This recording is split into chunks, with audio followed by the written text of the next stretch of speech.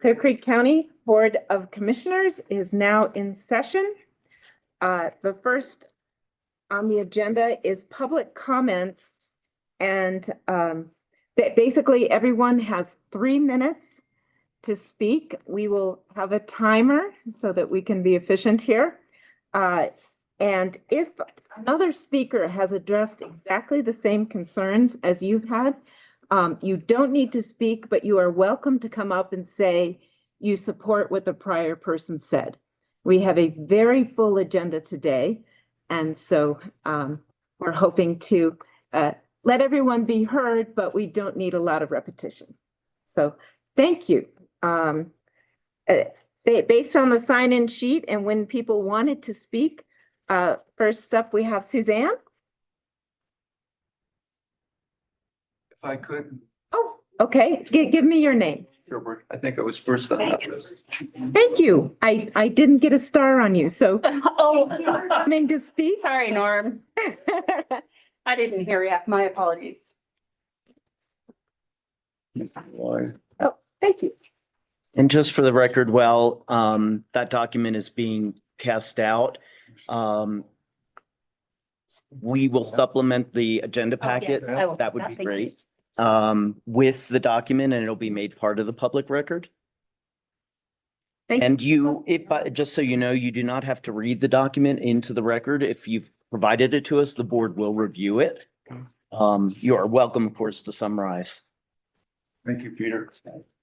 So, your 3 minutes are starting now. Thank you, Ron. And thank you, Madam Chair Lloyd, Commissioner Hartman Boy, Commissioner Martin. My name is Norm Sherbert, also known as Ron. My wife Sandy and I live in Jefferson County, 6 houses outside of the Clear Creek boundary. Present before you today what I believe you will welcome with some enthusiasm. After a community meeting several weeks ago to try to be organized on rezoning issues within this area, an advisory committee was established. Our purpose is to develop opinions and facts as applications are being reviewed. The advisory committee was formed and includes very interested, dedicated, experienced, and educated individuals who are willing to take their time and effort to assure that rezoning issues are aired in the Mount Blue Sky Basin. We have since registered and incorporated with the Colorado Secretary of State's office and have taken the name of Blue Sky Basin Community Association. You are the first officials to know this, and we will focus on the Blue Sky area stretching from Mount Blue Sky on the west to Highway 74 on the east, and then from Highway 103 on the north to Buffalo Park on the south. However, I must be frank, if the potential for rezoning of Greystone Estate were to be a residential treatment center had not been advertised, we might never have come to a conclusion in existence. It made us realize that such potential rezoning brings a raft of problems and issues that need through thorough investigation and reporting.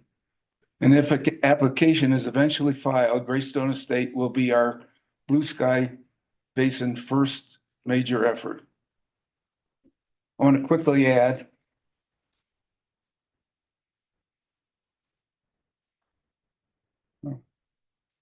it's up here. One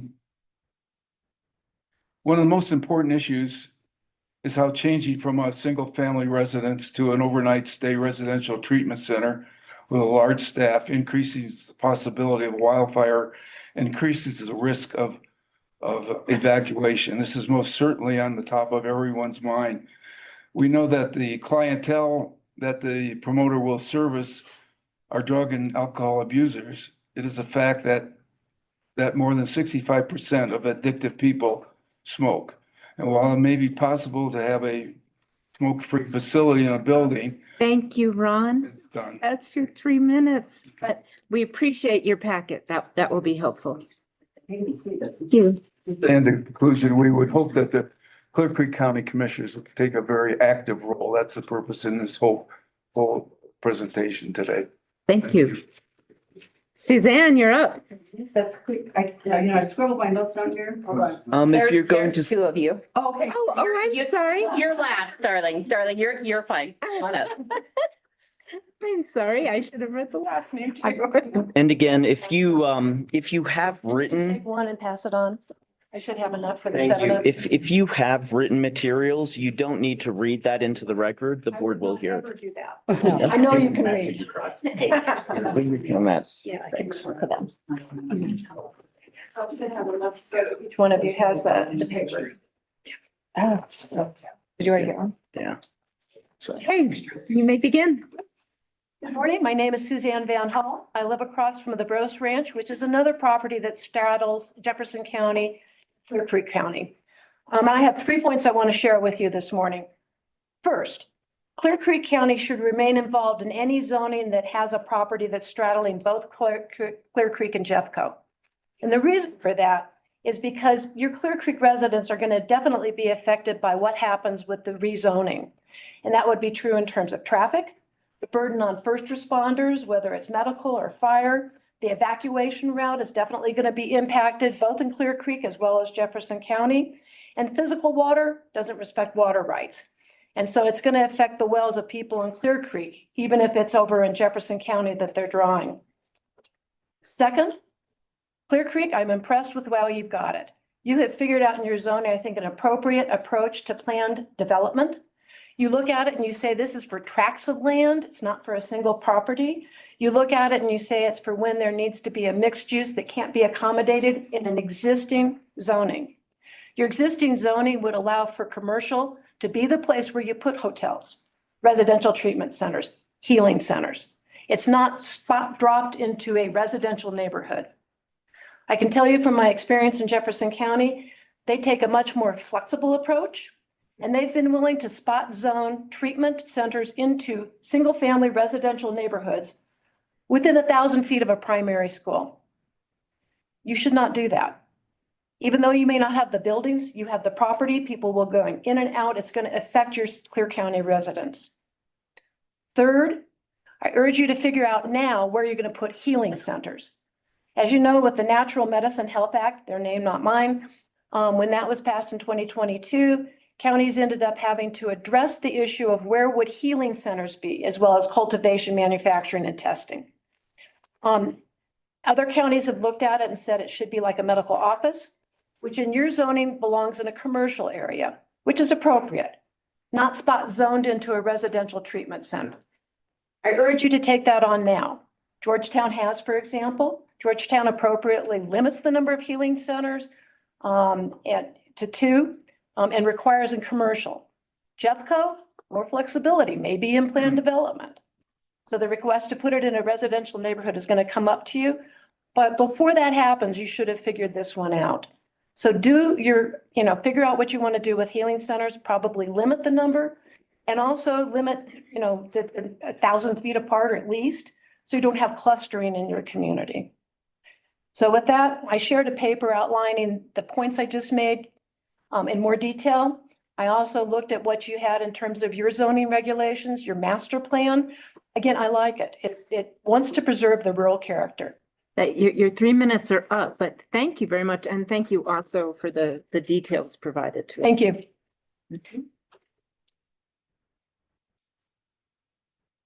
Okay, I'm sorry if I'm mispronouncing it. Sherrod Miller?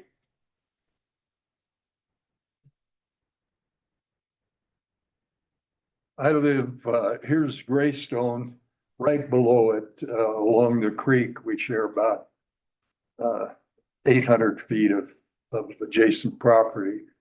I also, if you step off our front step, you can trip on the county line between Jeffco and Clear Creek. Whitter Gulch, by the way, we came there in 1966. And it was just a Jeep trail up the way. There were not numerous houses as there are now. We first drilled a well in 1966, 400 feet, and got good water and good pressure. And now with all the houses and so forth, pressures over the years have gone down, and in 2018, we drilled a second well and went down 800 feet and didn't get better pressure. And so James Drilling suggested we go another 200, went down to 920 and got a good well. Greystone, really, there are going to be apparently 50 people there, 30 living there continuously, and then 20 coming during the day as staff and so forth. And be there all year round. It used to be a bed and breakfast for the summer season, but now with year-round plans. So you have people, I don't know, 4 times a day flushing a toilet, regularly taking showers, food preparation and cleanup and laundry.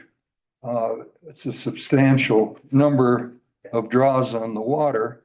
I was there once at a party for about 100 people at Greystone. And it was just a request that when people were there that they be careful with their water use. And that was just briefly mentioned.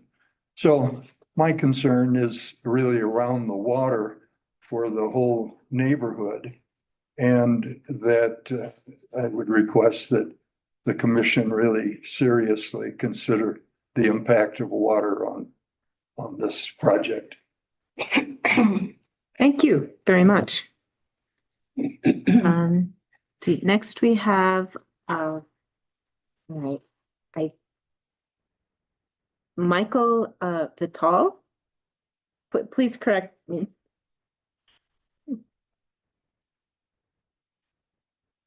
Good morning. Good morning. Enough has been said already, especially by my wife. I'll pass. All right, thank you very much. Mark Gilman. Thank you, thank you. George, Rebecca, and Jody, thank you for having my time. Yeah, I'm in consensus, I think, with our group here, and just wanted to point out mainly 2 things: is ingress and egress of the property goes through Clear Creek, of course. And I know that we'll review that, Stoy will review that upon request of our feedback. The second part of it is, you know, the mushroom treatment and yoga center. That's how it was originally presented. George, I did review those videos you suggested about mushroom treatment. I'm still not I'm not on board with that, you know, so thank you for suggesting those. But I don't think it benefits our community at all. A treatment center in that residential area, it is a residential area, is not beneficial to the public.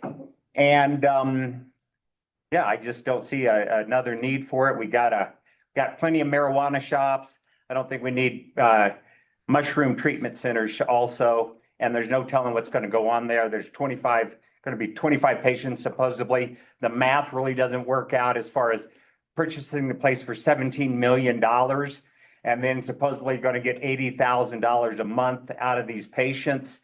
It just seems like, where's that money going to come from? Probably through federal reimbursement, 51%, as it is currently done now. We have plenty of treatment centers in the state of Colorado, and we're building more all the time. I think you guys are involved with, you know, looking at some of those suggestions also. But in this residential area, it's just not the right place for it. Thank you. Thank you very much.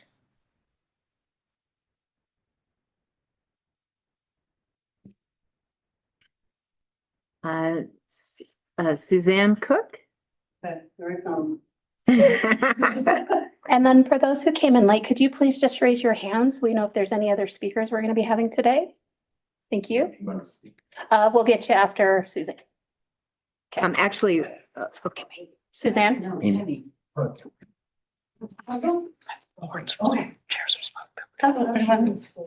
Hi, welcome. Hi, thank you for having us. And Identify your name and your address for yeah, the, my name's Suzanne Cook. I live in Evergreen West on South Ponderosa Way, just right around the corner. First, I'd like to say that while we are not against a facility dedicated to the help and healing from people suffering from trauma and addiction, a high-end residential neighborhood certainly is not the place for a commercial endeavor. What essentially amounts to the spot zoning to allow for what amounts to a commercial enterprise in our neighborhood is potentially ruinous to everyone that lives in the area. From the fire risk standpoint, the roads Greystone, Stagecoach, and Upper Bear have already been designated by Evergreen Fire as unsurvivable in the event of an emergency evacuation from that area. We have thousands of people that have moved up there to that area, also further depleting our water tables that are already strained. In the case of a fire, an increased usage from this facility will further add to that problem. Increased traffic on our already congested roads, and they are congested, will very likely increase, leading to more wildlife vehicle incursions, endangering the wildlife and human life as well. Again, this amounts to a commercial enterprise with all the ingress and egress on Greystone Boulevard. Those roads are already windy and crowded. And I just would like people that maybe don't live there, go up and drive around and you'll see. If you had emergency vehicles in the road, that would reduce it. There's no shoulder. Where are these people going to pass to try and get out on these unsurvivable roads? So please take that into consideration. And thank you for listening. Thank you for coming out. Absolutely. Good time. Absolutely. I have a Bernard Merkel. Is that, I'm not sorry. you're not? I agree with her. Thank you. Make a note of it. Okay. Now, was there somebody else who hadn't signed in? I have one person who wants to go last. and then for those on Zoom, anybody who is here for public comment on Zoom, if you could just raise your hand so that Megan can start tracking whether to switch you over. Yeah, we usually get the people in the room first before we go to Zoom. But, okay, so I couldn't see over that. Okay, come on up and then the gentleman behind you. Thank you for this opportunity. My name is James Hansel. Live close to King Murphy Elementary School. And you've heard already a number of identifications for the project. My purpose is to say this is all about zoning. No matter what they're going to do there, if the zoning isn't correct and it affects Clear Creek, which I've been here for over 30 years, in terms of traffic, fire, protection from the police departments. I've had the privilege of speaking to the head of our police department last week. I spoke to the head of the fire department in Jeffco last week to identify that we really must seriously look at the issues that would allow something like this to be successful. If it's not successful, then this could be stuck with the kind of zoning that would be totally open. And it's my understanding they're not interested in commercial. So it would be currently agricultural, and then it needed to be transferred into something that would be profitable for them. The type of situation has already been described, treating people who have drug addictions, very high dollar volume. This is not just somebody's venture to help people get out of addiction. Unfortunately, that's a possibility, but it's also a very big financial type of situation on a very large scale. So I'm asking our council here to carefully look at everything, be representative of what the people want, not what politics wants or what money waggers. Just help us to understand and make our community what we expect it to be. Thank you.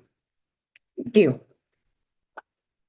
All right, and the gentleman behind you, Good morning. good morning. Thanks for taking time to listen to us. I'm Dave Faguli. I'm the president of the Blue Sky Basin Community Association. My colleagues, you've heard from Ron, and Susan, fellow board members. I'm a developer, all right? I'm also an attorney.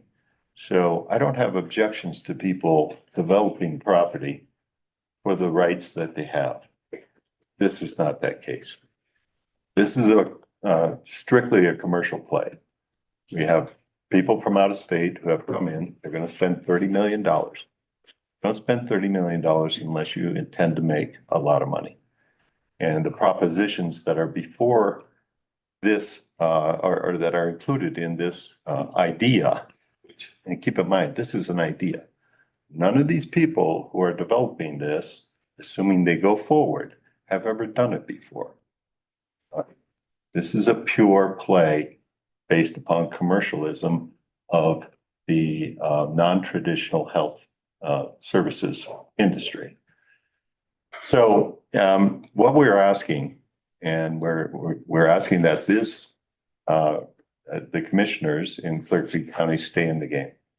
We're asking that you take a very, very close look at it. There's no, I read your community plan. And one of the overriding criteria with respect to what you say you will approve and not approve is a net benefit to the community and the county. There's no net benefit here for anyone, not for the residents, which will have a detrimental impact on them, severe detrimental impact, not to the county. It will have a substantial draw on your services with no return. There's no real estate money, tax money coming to you as a result of this. So we ask you to be very, very careful, very contemplative about this. Look at it, stay in the game. This is a commercial operation. It does not belong under the zoning or the community plans. It does not belong in this area. Okay, thank you. Thank you for your time. All right. The person who wanted to speak last in the room is Kurt Berkin. I'm gonna take a pass. I agree with everything that's been said so far. Okay, thank you very much. Megan, do we have people online? We have quite a few people online. If you are online and you would like to make a public comment, please raise your hand and I will make you a panelist.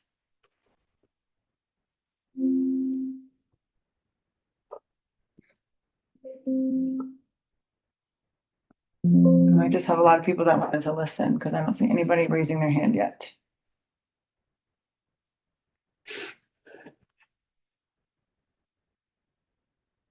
We'll give them a second to Okay. find the raise hand. If you're looking for it, it's in the middle of the screen, on the bottom.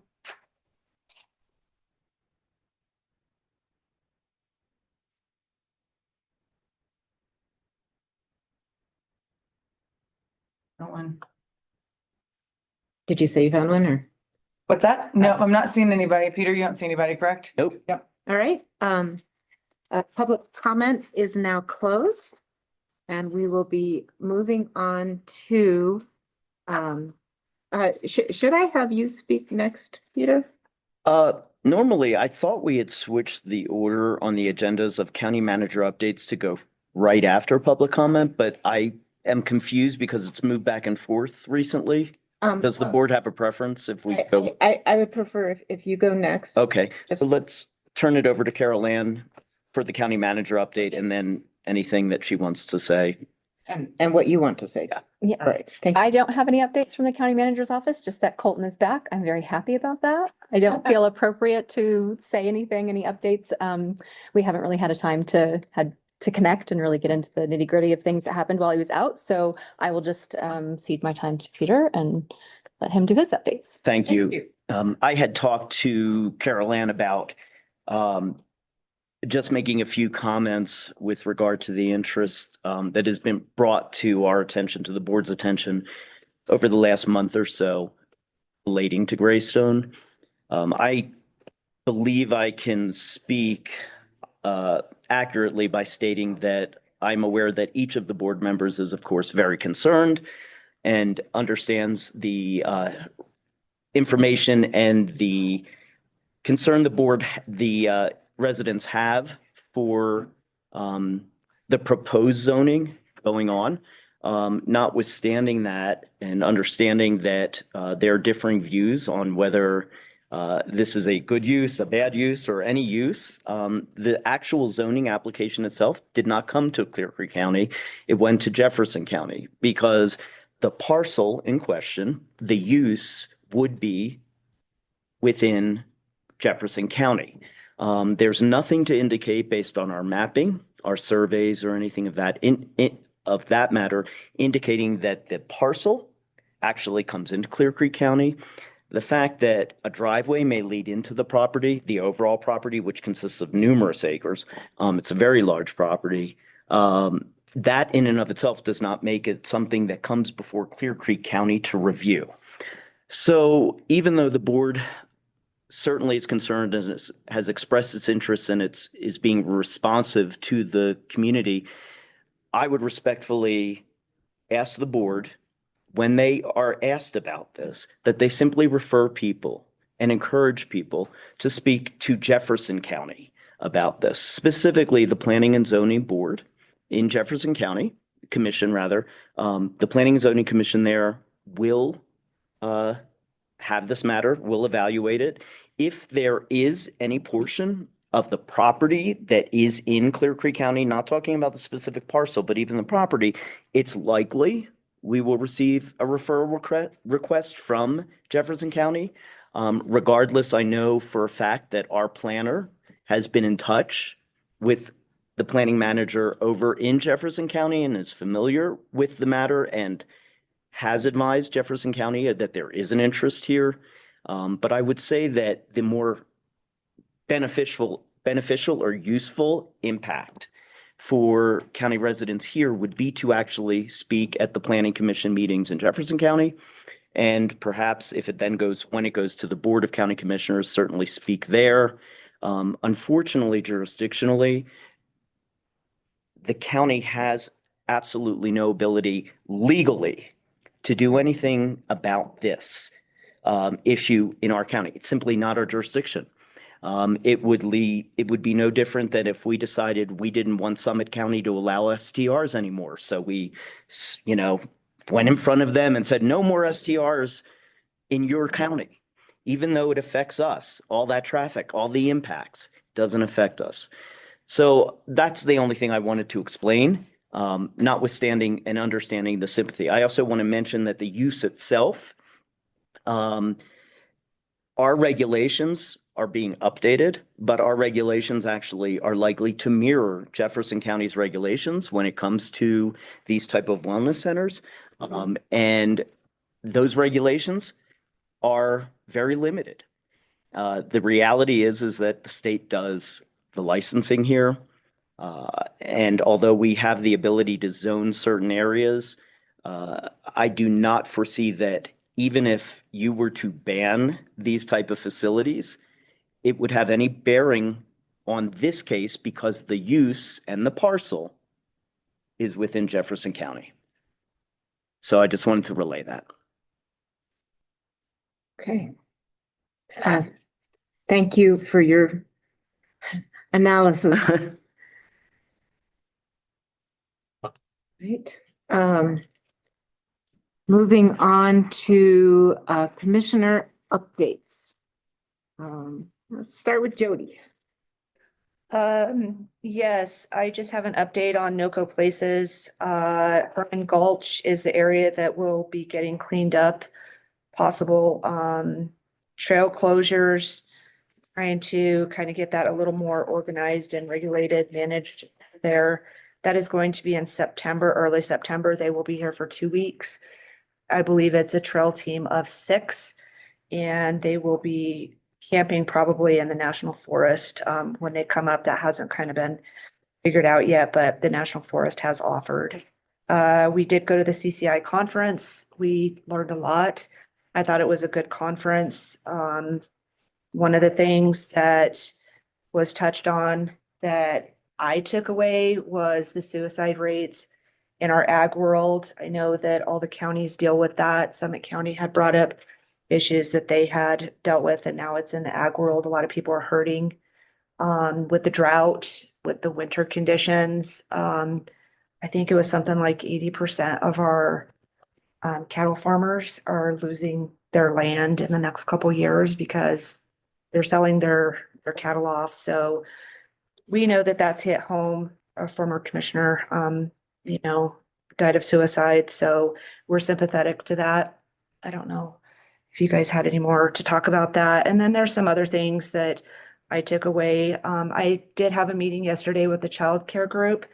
We're excited. We were invited to an open house last Friday that we went to, and got to see the facility that they have now for our young kiddos here.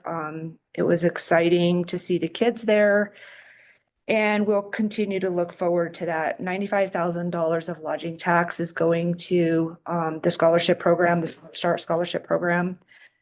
Georgetown contributed 11,300 and Empire contributed 2,000. This will be for the 26-27 year. Let's see, we did the open space visit to the Rostra and some other parcels that I kind of added to that to see what's going on. Some placer mining, taking of rocks, taking of 5-gallon buckets. We got to see that.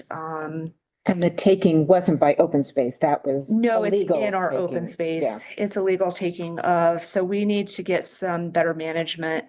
We lost our lands manager, so that's something we'll have to figure out, who can take that on. The governor has us in a stage 3 drought, plan. And then I'll reiterate, the Mountain Blue Sky, is open now, and locals can go to your library. This is for Clear Creek County. There are 6 passes. So the access passes do not work anymore because Denver Parks is now managing this. It is free. You check it out, you go up the pass, and then you come back and return it just like a book. And there are 6 passes available. And then I don't know, you can talk about the town halls. I don't want to. I thought Megan could. Megan will talk about the town halls then, and that's it for me. Thank you. George. Thank you, Commissioner Hartman-Ball, especially for mentioning that behavioral health topic at CCI. It's really important. I serve, as you know, on our Regional Opioid Settlement Council. And I'll be attending the national conference is in Denver this year. The GROC has bought my ticket to the national conference in Denver. That'll be next week. I look forward to learning. The reason that they are doing it in Colorado is because Colorado has done a really great job being thoughtful and transparent about the uses of those funds. We've rolled out the funding a little bit more slowly than other states. And if you look at the way some of the other states are spending this money that is intended to help build recovery centers and help people recover from drug use, you'll find that Colorado is staying much more true to the intent of those funds than a lot of other states. So thank you for bringing that up. I have a few other things on my mind. I want to first, colleagues, compliment Fred Nelson. Fred Nelson is on our road and bridge team. In Stoy's absence, I got a question about the condition of a road up in St. Mary's. He's having, we get these all the time, right? And I got a bounce back from Stoy that Fred was the one to talk to because Stoy was out of town. Fred got back to me within a couple of hours. The question was, hey, where is this road on your plan? And in years past, the answer has been unsatisfying, right? I don't actually, unclear whether there was a plan or not. This year, Fred very clearly knew, he's like, yep, they're on this road today. They'll be on that road next week. They got to that road within a few days of me reaching out. Fred responded promptly and knowledgeably and concisely, which I always like. There's a happy citizen that it's so easy when people reach out to us with a problem and we have a clear answer from our staff team. Oh my God, it makes our jobs so easy. So just compliments to Fred Nelson. Colleagues, I'm getting questions about evacuation and fire mitigation from basically every neighborhood in the county. I reached out to Jeremy Jones, the fire chief, Mike Weegee with Evergreen Fire Rescue, Clarissa Boggs Blake with Clear Creek Office of Emergency Management, just to say, what do you know? What can you share about any specific evacuation plans, neighborhood by neighborhood, or just how can I help people understand what's going on? And I'll be sure to, as that information gets collected, make sure that it makes it to your inboxes. There is, if you Google like Clear Creek County emergency management plans, there's a whole list of thousands of pages of emergency management plans and emergency operation plans. And that's a great place for people to start. And you all know, because you appointed me to be your representative on the Clear Creek Watershed Forest Health Partnership. That's an organization that is made up of, well, the local governments in the Clear Creek Watershed and interested partners. Clear Creek Watershed goes pretty far down into the metro area, like the eastern boundary of Westminster. And it represents our best hope to get funding from the metro area to help take care of the forests up here. There are 1 million+ water users that are relying on, between Clear Creek and Gilpin County, about 15,000 people to take care of their needs. And I think they understand and need to understand better that we can't do that job for them. So. And if you can just clarify that, if we have a major forest fire here, the ash and everything could flow downstream and block their water access, particularly, and the ash can mess up their water treatment plants. And, yep. Yeah. Exactly. So they're dependent on us, and it needs to be more of a partnership. So I was elected their chair, and I've been having a lot of fun with that organization. I recently went on a fire mitigation tour to tour some projects. Tellingly, they were all in Jefferson County, and I'll get to why. Actually, I'll say why now. Jefferson County passed has several organizations that have dedicated funding for wildfire mitigation. We do not in Clear Creek County. And so it was, as we went through this tour and we got up closer to the Clear Creek County line. Were you on Stagecoach? Nope. Oh, okay. I was not on Stagecoach. we were right around Floyd Hill. I got to point and I got to say, there's the county line. Are you aware of any projects over there? And with the exception of the Evergreen area that's not in the Clear Creek watershed, which has Evergreen Fire Rescues conducting a lot of efforts all over the place. The answer is there's one effort being planned by the forest, and that's the Beaverbrook watershed. Mhm. There's nothing else happening. And so that was kind of a telling moment with them. We talked about what to do about it and how to really resource this partnership up. Over the long term, colleagues, I've talked a lot about a forest improvement district where we can create one district that has the boundaries of the watershed. A tiny sales tax of a district that size could really fund a lot of work. And one of the members said, well, we've already got the Forest Health Partnership. Like, we've got the wheel here. Do we need to reinvent the wheel? And I was like, no. Nice wheel. We need a rocket engine, right? And the rocket engine is the Forest Improvement District. But the more short-term thing to get more active in the work that we do up here is the last ever round of the Community Wildfire Defense Grant will open this summer. This came out of the bipartisan infrastructure law under President Biden. The last ever round opens this summer, and the Forest Health Partnership and their fiscal sponsor, called Coalitions and Collaboratives, their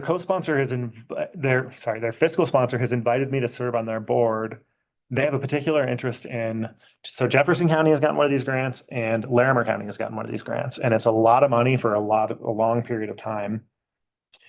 Coalitions and collaboratives has capacity to do the back end work on grants and to write grants, et cetera. They just need, a local government has to actually be the applicant. And so this is a heads up to you all that I'm going to make a connection between their staff and our staff to explore whether that's a possibility. If we think it fits within our bandwidth, which of course would be a board decision, it has the potential to really fund a lot of work up here, which is very, very needed. And I misspoke earlier. The Forest Health Partnership is exploring a project in Beaver Brook, not a wildfire mitigation project per se. It's trying to restore some beaver area, which isn't about, also very, very important for watershed protection. And that's with the National Forest, correct? Oh. They have something going on over there. In the Bakerville project, I'm not sure who the partners are in that. Bakerville or Beaver? Bakerville. The Beaver Brook project is the Forest Service, but in Bakerville, they're essentially restoring a bunch of beaver dams that have been lost, and now sediment is flowing down the creek faster. And especially, as Commissioner Lloyd mentioned, after a fire, you need that kind of natural infrastructure to keep downstream users from being impacted. So that's kind of a fire mitigation. I've been really working hard to kind of make the commissioner portfolio around firework more clear, and expand it. And so, maybe by the time I'm out of office, there will be opportunities on the COCO board for a Clear Creek County Commissioner, on the NOCO Fireshed Executive Committee, where I've been serving for a few years, and on the Clear Creek Watershed Forest Health Partnership. So that's the wildfire piece of this. I also, just a quick update on the last piece of early childhood that I still am assigned to. And Jody, thank you for your patience. The Gateway Partnership for Early Childhood is, as you both know, our new Early Childhood Council.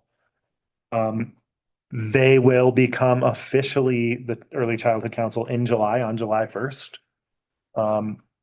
We'll spend the second half of the year really defining the structure of the board.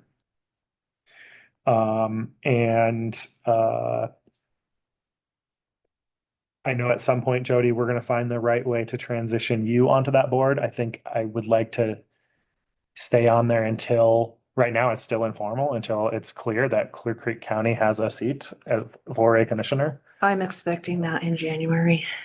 It could happen. Well, I mean, by January, can't be me anymore. It will definitely have to happen. So we'll see. That conversation has been a lot of fun. I know that Amber Troutman is a key player up here that's funded by that regional work that will continue on with the Gateway Partnership.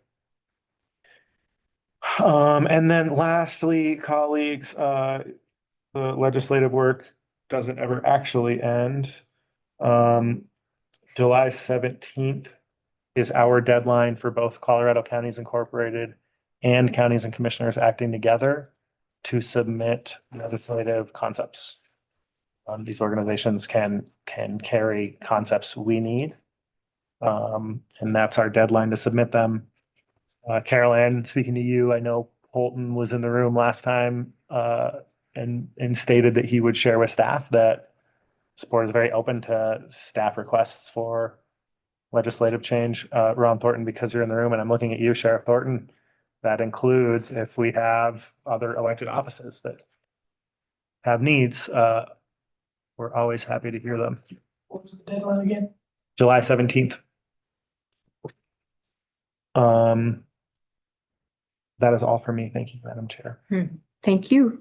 I'll just give a quick update since a lot of these things, all three of us have been participating in. Just in case you don't know, the Colorado Counties, Inc. is the organization that all 64 counties in Colorado participate in. We had a conference last week. That's why today's meeting was postponed for a week. And those meetings not only give us good training on issues that could be of concern to our counties, but it gives us the opportunity to talk to commissioners from across the state, share ideas, make contacts. And, for me, the bottom line is we all band together to fight against, unfunded mandates.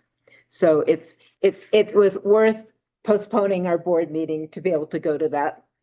Let's see. I'm involved in DRCOG, which is believe it or not, we are in the Denver Regional Council of Governments, mostly because of our I-70 connection to Denver. That helps fund transportation projects to the benefit of your. You guys know this, but we all spoke at Emerge, and that was the beginning of our commissioners on tour. We will be, I think we have, 5 more meetings across the county? Yes, yep. Basically to talk to constituents about matters for the good of the county.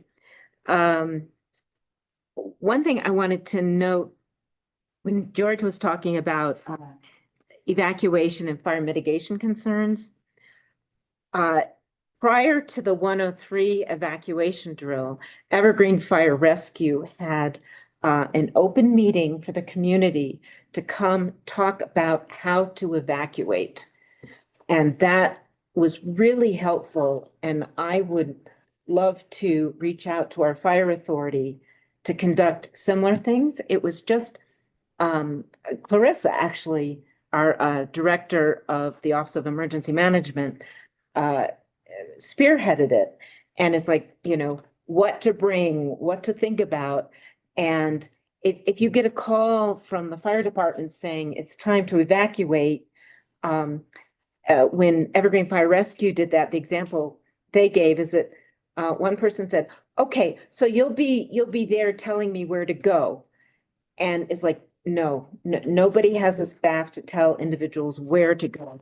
We all need to know our neighborhoods, how to get out of our neighborhoods. And the takeaway I had is that when I get a pre-evacuation notice, I'm going to evacuate. Because if all of us wait till everybody loads up all their vehicles and their trailers and gets on Stagecoach, for example, that'll be a big backup and it will slow all of our evacuations down. So I'm just going to encourage our fire department to do something similar on this end of the county. Let's see. The Clear Creek Regional Housing Authority is moving ahead. We have a good project in Georgetown. I also spoke with a commissioner from Chaffee County about how to upgrade our trailer parks, how to help people be able to afford a safer place to live. And so that conversation came out of CCI, and we will follow up on that. Jody mentioned our open space site visits. And the last thing is that I-70 keeps telling us that the blasting schedule is winding down. This is my commute. You guys all got to enjoy my commute, Evergreen to Georgetown, and it can be difficult, particularly, if you don't time it right. And I've done that to myself. If you get there after 9, you can sometimes sit there for a half hour. So anyway, that is winding down. Our summer, they're promising, will be better. And that's all for me. Thank you. Okay. Yeah. Oh, Sheriff Unofficially. Thornton. This morning, they say there are 2 rock blastings left. And they will be- That's Oh, unofficial, but. Fingers crossed. Guys, yeah. it was 2 blasts left, so fingers crossed. Thank you, Sheriff. Moving on to the update by our Public Information Officer, Megan Hyler-Wilson. Thank you. All right, my friends, just a few updates. I do want to remind everyone that Clear Creek County offices will be closed on Juneteenth. That is actually on June 18th, and that is a Thursday. So if you're looking to get your DMV stuff done or anything at the assessor's office, etc., you can't come in on the 18th. So either do it the week after or the day before. So just wanted to remind everybody that. And as the commissioners mentioned, town halls are coming up. The schedule was officially released yesterday, so this is super exciting. I'm going to read the schedule here in a second, but I will tell you it's on all of our social medias. It's on our county website. It's under Newsflash. It's also every single one is on our county calendar, which is right on the front page. So later this week, I'll get to making Facebook events. So you can say on Facebook you want to go, but just wanted to tell everybody it's out there and I'm going to read it now. So as Rebecca mentioned, the first one was Evergreen. That was the Emerge meeting. That was May 28th. Also, all of these start at 6 p.m. So people that work 9 to 5, like I know a lot of people, will be able to attend. Then we have Georgetown. That'll take place in this room. That one will also be hybrid. So it'll be on Zoom. So you can join via Zoom at home or you can watch it online afterwards. Georgetown is on June 29th. So at the end of this month. Next, after that, we have Dumont. That'll be at Fire Station 1. That'll be on July 13th. Then coming up on July 22nd, we'll have St. Mary's / Fall River area. That'll take place at the Alice Schoolhouse. We did that last year and it worked out great. So that was awesome. We'll be coming back this year. Idaho Springs, that'll take place at the Health and Wellness Center. That is on the 2nd floor, just so you know. And that'll take place on August 12th. And then a few weeks later, we have Floyd Hill. That'll take place at Fire Station 6, which is on Floyd Hill. Thank you to the Fire Authority for letting us use your facilities. And that'll take place on August 24th. So again, these are all on our website, etc. And I believe I sent out a text alert yesterday, but I'll post updates when they're coming up and I will make Facebook events so you can subscribe and put it on your phone calendar. So that's all I have. Thank you. Great. Thank you very much. All right. Moving on to the Board of County Commissioner action items. For the consent agenda, it's the consideration of approval of the warrant register. And are there any concerns or comments? Do I hear a motion to approve the consent agenda? I would like to make a motion for the approval of the warrant register. Second. All in favor? Aye. Motion is passed. Now the Board of County Commissioners action items. First is consideration of resolution 26-17, a resolution approving amendments to the 2026 Clear Creek County appointments list. Do we have any? Yes. I'm happy to speak to that. Thank you. So before there's any motion or anything, I wanted to give some background. I did write an agenda memo that gives you the background, but you'll recall that on January 6th, pursuant to statute, the board adopted its annual appointments list. On April 7th, the board held a work session to review that appointments list because Commissioner Marlin at the time had asked and the board directed to bring that list back to a work session to discuss some positions of interest. During that time, we also addressed some additional vacancies. The board directed me to bring the appointments list back for approval. Originally, I would have put it on consent. However, there are some additional changes that are happening. So I wanted to bring the list to the board here for discussion. And then ideally, subject to any changes that you make in what's included in the packet, the board can make a motion today for approval. So we would be seeking that. If I could refer you to the packet, you'll see the appointments list is in there. Right now, one of the things that is currently vacant, and I believe has been vacant, is the I-70 Context Sensitive Solutions Project Management Team. It's possible, I don't have the last version up, that it was Cindy Neely in that. But Cindy Neely is retiring at the end of this month. So I didn't know whether or not the board would want a staff person or somebody else, or if we want to leave this particular position vacant, which my recommendation would be that we include or add the long-range planner as the individual that would be doing that. Schwediger, I believe I pronounced her last name correctly, I hope, is the long-range planner. She is currently becoming enmeshed in the transportation issues, having met with Cindy and others, and is working very closely with Assistant County Attorney Kathy Parker on transportation matters. But of course, we're open to the board making any other suggestion you think is appropriate. On that one, colleagues, maybe it's only because Colton's not here and my favorite thing to do is appoint people to things when he's not here, but I think if we were to appoint the county manager to that context sensitive solutions project management team, he could then delegate as appropriate inside the organization. Yeah, but when you first started your comment, I was thinking, well, our long-range planner does report to him. So I don't have a problem appointing her with his oversight. So what I could, He's, I'm sorry. I was just gonna say that he has a pretty full plate. Without him in the room, and she is the person, as you said, that he reports to. Vice versa. Yeah, vice versa. Thank you. If we put his title in there, he can delegate to her. She cannot do the other way around. So I think the appropriate thing to do without him in the room is to put his title on there and allow him to delegate as appropriate. So what I could put in there as a recommendation would be county manager or designee and leave it at that. For place. Yeah, and that works, or designee is fine because then he can continue to modify that ultimately he's the one, as Commissioner Marlin had suggested, but he may designate and whoever, even if that designee changes, rather than say county manager or alternate long-range planner or something like that.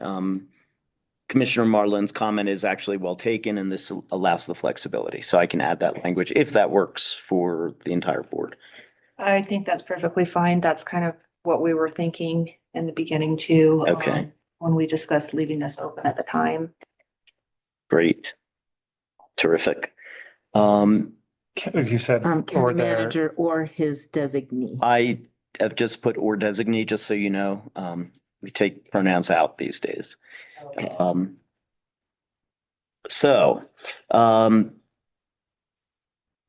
I'm happy to continue to lead this. I just don't want to stop any of the commissioners, any of you from stating anything, but I was going to jump to the, I would say reddish, pinkish maroonish color, but Commissioner Marlin will invariably take the challenge to challenge me on the color because he likes to do that. Item C, public safety and emergency management. Perfect. There appears to be an error in there. I am trying to search down the official, not questionable district that Nancy Santagata lives in for the fire authority. I am now told that she actually should be in District 3. So once I confirm that with the county manager, the GIS and the county and the deputy clerk, I will move that accordingly so that Nancy Santagata is reflected in the accurate district. The more pressing matter right now is in our permanent appointees, or not permanent, excuse me, our board appointees, as opposed to these nominations. A board appointee right now, we have 2 positions. Commissioner Marlin currently is the first representative, but we still have yet to fill the second representative. The board may want to consider appointing another commissioner, for example, or there has been discussion, I believe, internally relating to the county's human resources director serving in her capacity as a citizen and resident of the county, not specifically as the county's human resource director. However, that would be Carol Ann Fortune, and she would be serving as the second rep for the county. So those were 2 ideas that had been bandied about. I want to turn it over to the board to have that discussion to determine, because I do think it's important, if you can make an appointment today, to please do that. My understanding is that if Nancy Santagata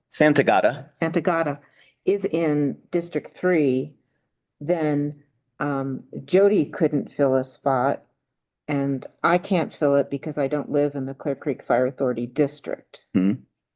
That is true in terms of Jody, meaning Commissioner Hartman Ball cannot fill the nominated position for District 3 because she too is in District 3. However, Commissioner Hartman Ball may absolutely serve as the second appointed rep. Got it. Thank you. I have a question, Peter. Sure. So when we went over this before, George was the appointee and I was the alternate. We did not put that in there for some reason, but can we do the first and the second reps and an alternate? I see no reason that you couldn't have an alternate appointed. I'm unaware of any prohibition against that if you can't show. The difference here, It be for George or for the second rep position? that's how I would do it. That's how, if we were to add an alternate, it would be an alternate for either one if it couldn't be, if that person couldn't be arrive or be at the meeting. The only entity that might have an issue with this would be the Fire Authority Board, which might want to look to its IGA, and the IGA does not contemplate alternates, but it does not prohibit alternates either. And so if the board wanted to put it into its appointment list, it certainly can. That being said, the board can also nominate somebody to these two other District 1 or District 2. I don't know if Carol Ann lives in District 1 or District 2. She's in 3. So Carol Ann also could not be the nominated individual. But yes, you can absolutely appoint an alternate. I don't see any problem with that. As far as why you were not added to the list, I did not know that it was you were appointed to the second Well, I was just position. saying, if they don't do technically the alternate, then maybe that's why. Okay, but by all means, yeah. The way I remember the conversation, there's a video out there, but it doesn't matter that much anyway.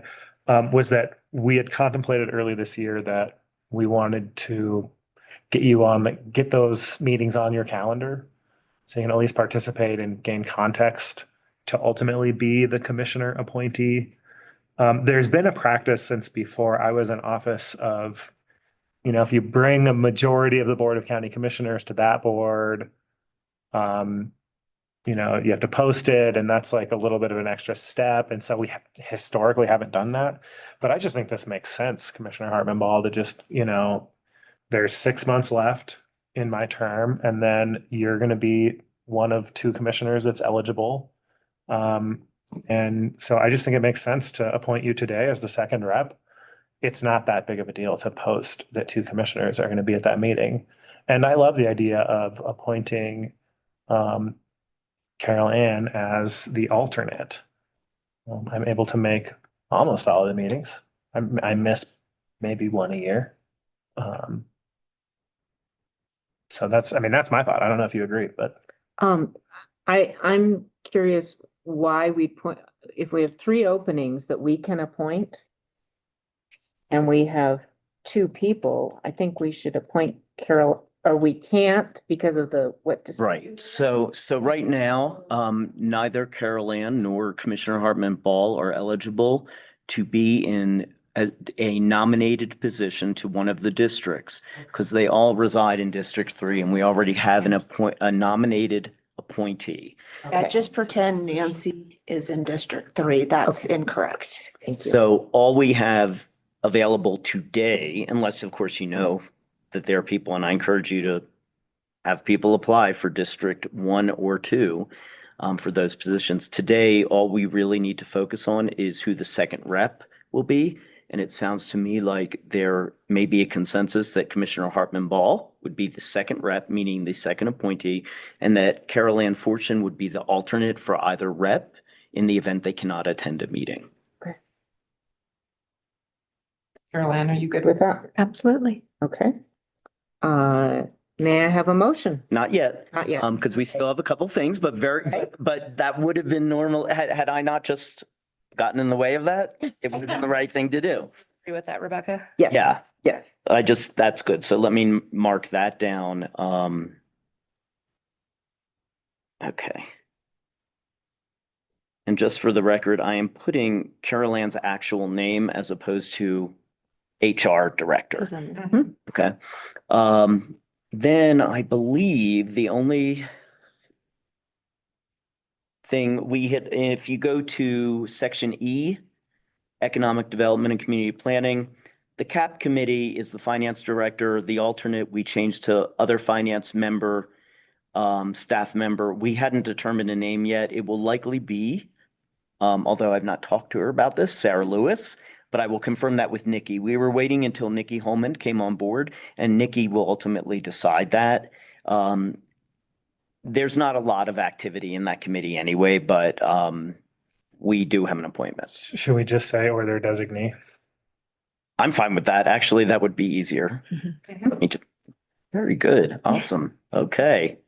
I like this. This appointment list is really, really undergone an evolution. It's in good shape. Yes. Okay, thank you. Converted a lot of names to Yeah. positions. Yeah, A lot of little tinkerings over the years. yeah. And then we still in the Juvenile Community Review Board, there's still a vacant position under the school district rep and also the alternative rep within 1 mile of the facility. I don't recommend that unless the board knows of somebody, this is for the Juvenile Review Committee. I don't see there's no pressing matter to appoint anybody. Peter, before we move past the blue section. Yes. Teal, let's argue about that one. I would say it's teal, but Say it's key economic development and community plan. okay. The CCEDC board. Wow, I know, I didn't notice that they were all. Oh, I can see. Let there be light. Oh, now that the light's on, it's definitely not teal. set it off again. The CCEDC board, I'm not sure how to handle this. When this was created, we had an appointment authority. We no longer have appointment authority. It's in our interest to have someone from this organization on that board. So we definitely want to track it. But it might need to move down to positions of interest. Actually, it should move down to positions of interest because it's not our appointment or a nominate, so I'm not suggesting a change there other than that it's probably more appropriately placed under also blue positions of interest. Commissioner Marlin, could you remind me what position you're talking about? Okay, thank you. Okay, so move this to, Clear about positions of interest. we're getting to that, so I'll remind you, but I'll make a note to move CCEDC into positions of interest. So we no longer have. They changed their bylaws, I mean, actually like 5 or 6 years ago, and they don't give us an appointment anymore. Is that the one Brian used to? Yeah, Brian used to sit on that as an appointment. Interesting. I mean, culturally, they still kind of expect us to have a representative there but we don't, it's important for us to acknowledge that action here doesn't mean someone's on the board over there. Like we actually need to go to that board and say, we want to be on it. I am already having conversations to make sure they know that Clear Creek is going to want somebody there in January. It's just a little bit more effort required, kind of like the NOCO Fireshed Executive Committee. Okay. George, you go to that. Does Colton still go to that? as Colton well? attends as he can, That's what I thought. and I don't know. You may or may not want Colton there. He may or may not have time. Right. I've had fun in my last, I guess, almost a year now on that board. Okay. So moving that down to positions of interest actually is a good timing because that will bring us to positions of interest. If you go all the way to the end of the document, and it's possible on the PDF that there's a break, but ultimately at the very bottom of that document, you'll see in blue positions of interest, which does not have a letter attached to it. I added what was discussed at the work session. There were 3, now there's 4 if we move CCEDC down there. But you'll see positions of interest. You'll recall we discussed this at the meeting in April during the work session, that there were certain positions where the county doesn't have an appointee to it, where we don't have, pursuant to bylaws, a seat on their board or any other necessarily input into their functioning. However, it's one of these are positions that would be good for people for the county to have somebody there to see what's being talked about, to be able to report back to the board or the county manager on things. And the ones that you'll see on the list were Front Range Passenger Rail, Gateway Partnership for Early Childhood, NOCO Fire Shed, which may be one word, and CCEDC. Does the board want to appoint, even though they're not technically appointees to those boards, but appoint representatives or make just some general ideas? The Gateway Partnership and NOCO Fire Shed I've been participating with. I suspect we'll just have an appointment for Gateway Partnership by next year. That's my goal, at least. Jody? He's gonna hold on till the very end. Okay. Do we want to have an alternate just in case, George, you're not showing up, or? If Jody's gonna be it, do you want to be the alternate now to George? You can put my name there, but Sure. Yeah. Once they pass the July 1 deadline, it'll be like a board that is gonna be a real board with open meetings, and at that point we both just want to start attending. I'm very into, and thank you for indulging me, looking carefully as bylaws are being established to make sure that we have an appropriate amount of influence over the organization, and that's my interest in being there. Peter, I do have another one. Mm-hmm. So when we were at CCI, Rebecca and I were both in the transportation part, and they talked about we should really be sending a rep to that. To which one? That's for the transportation. The CCI Transportation Telecom. Is it called CCI? Is it their transportation group? Transportation Telecommunications is the way it's listed. What you're referring to, Jody, is different. So CCI, It's a subcommittee. they create subcommittees all the time that aren't here. And commissioners, like counties, don't appoint to these CCI subcommittees. It's just in the CCI meetings, they say, hey, we're establishing a subcommittee. Who wants to be on there?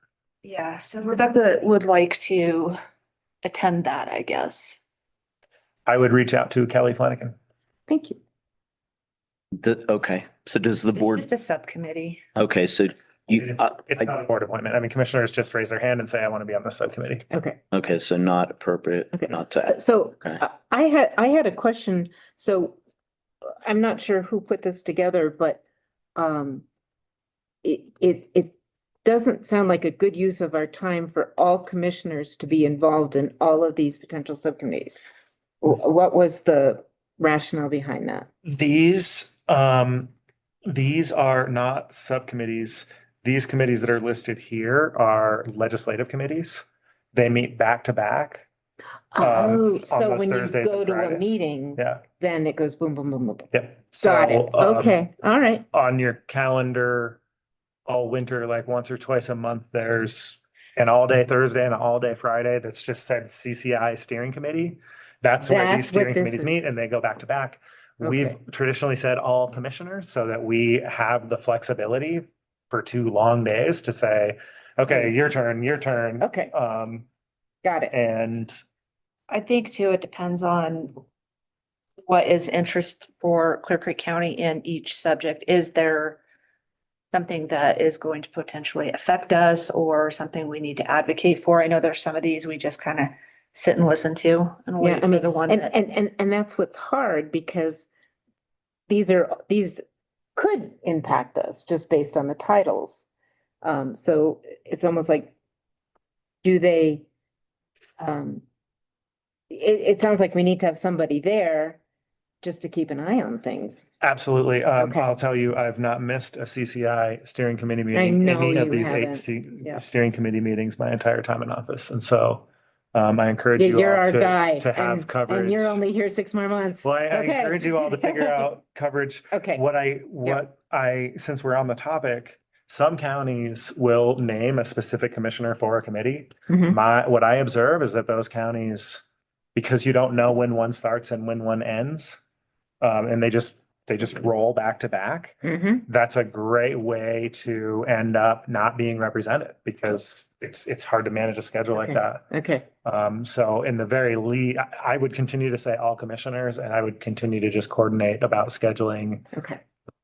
in the week leading up. Hey, who's available all day Thursday? Who's available all day Friday? Perfect. And sometimes we're asked to advocate for other interests. I'm going to do that when they start advocating for our interests. You know what I mean? Hopefully we'll have their backs now and then they'll have our backs at some point. They have our backs. I mean, they like what happened. So CCI last year took an amend position on a bill that would have given local governments the ability to put speed cameras on interstate highways. They took that amend position because counties were written out and because I threw a fit about it. And they said, okay, fine, we'll take an amend position. Go get them. And CCAT did the same thing. They said, okay, George, well, you know what, this one, why don't you stop ranting at us? We're going to take an amend position. Why don't you go rant at the legislature now? So they've got our backs. Okay. The revenue diversity conversations are so hard and so hard to get done politically. And that's where it's just been really tough, but Yeah. not from a lack of support, just from extreme difficulty and complexity. Okay. All right. So no changes recommended here. Nope. I'm good still being on the Dr. Quag board. Jody, you still good being the alternate? Yes, that does put me into a conflict because that's the Wednesday Uh-huh. is the same time as the fire authority, but Okay, well, I'll be here through the end if of the you year, cannot so- be there, just let me know and we'll figure out Okay. whatever we have to do. Okay, but fire authority is important, so. Yep. Yep. Thank you. All right. Okay, so just to confirm, Commissioner Marlin, on the positions of interest, I have you at Gateway Partnership for Early Childhood, and what was the other one? The NOCO Fireshed, and that's the NOCO Fireshed Executive Committee. Okay, Steering Committee? Steering Committee. okay. I've already, not to try to over control things, but have introduced Jody to the director, the coordinator for the NOCO Fireshed, because we don't get an appointment there, but I think we need to be represented. That's part of like a portfolio around fire and fire mitigation that I hope to be much more well-defined by the time I'm out of office. Okay. So And for the expensive. childhood and the NOCO fire shed in a whatever way, I'll be the alternate, but I don't think there's technically an alternate. Okay. Would you add also to this, coalitions and collaboratives? It's an organization called Coalitions and Collaboratives. If Board seat. there's a consensus among the board, I can absolutely. Just give me a quick overview again. They're the fiscal sponsor for the Clear Creek Watershed Forest Health Partnership. They invited me to serve on their board. They want someone from inside the Clear Creek Watershed to serve on their board. And I think it benefits us that it's someone from Clear Creek County. Makes sense. It's called Coalitions and Collaboratives, yeah. During my commissioner update, I mentioned this is the organization that wants a CWDG grant to fund work up here. They want to write the grant and then do the back end tracking to limit bandwidth as much as possible, and help us with a match, but they need a local government to apply. And it should be us, not just because it's named the Clear Creek Watershed, but because this is where there's funding deficit. Jefferson County has $7 million a year for wildfire mitigation. Clear Creek and Gilpin County, between the two of us, have maybe, I don't know Clear Creek, Gilpin's budget, but I think ours is something like zero. Yeah. Any recommendations as to who would be on that? I am going to try to get on that board. Their first meeting is the 15th, and I think I think it's safe to put my name on there. Okay. George, there's other boards, not saying for this, but I noticed like Jody Shidat McNally is on the Pine Beetle the Pine Beetle Task Force. Yes. A lot of these, like, so that's a task force that the governor appointed to. I should have mentioned this in my update. I got appointed to the EMS System Sustainability Task Force. Their final report will be delivered in my last month as a commissioner. So I got appointed to that. So there's a lot of other statewide task forces and boards that I think the intent of this section is that where there's a Clear Creek interest, we basically keep it on a list so that we keep it in our mind that we should be having somebody that's going and trying to get onto those boards, like the Colorado Fire Commission. That'd be great to have a Clear Creek County Commissioner on, or the Jody Shattuck McNally is also on the Forest Health Council. That would be a great one. Yeah, so as the boards change, we don't lose some of these. These ones, because we don't have appointment authority, like what I'm doing is I'm doing my best to make sure that they know that Clear Creek wants a seat and has a great rep. But we Right. may not even know they exist. Which I is, mean, I attend all the Pine Beetle meetings, and those are just more educational pieces, but Yeah. she is there talking about some of the other stuff that is an interest to us, definitely. yeah, and it can be, I mean, you find out those things exist when they're created in the in legislation, or the governor's office will just create task forces and appoint people that they like. And so this is just about kind of being in the mix regionally and statewide as a commissioner to be able to get to those, like Jody Shattuck, the two task force members of the Pine Beetle, Jody Shattuck McNally, that are commissioners, is Leslie Dahlkemper and Jody Shattuck McNally.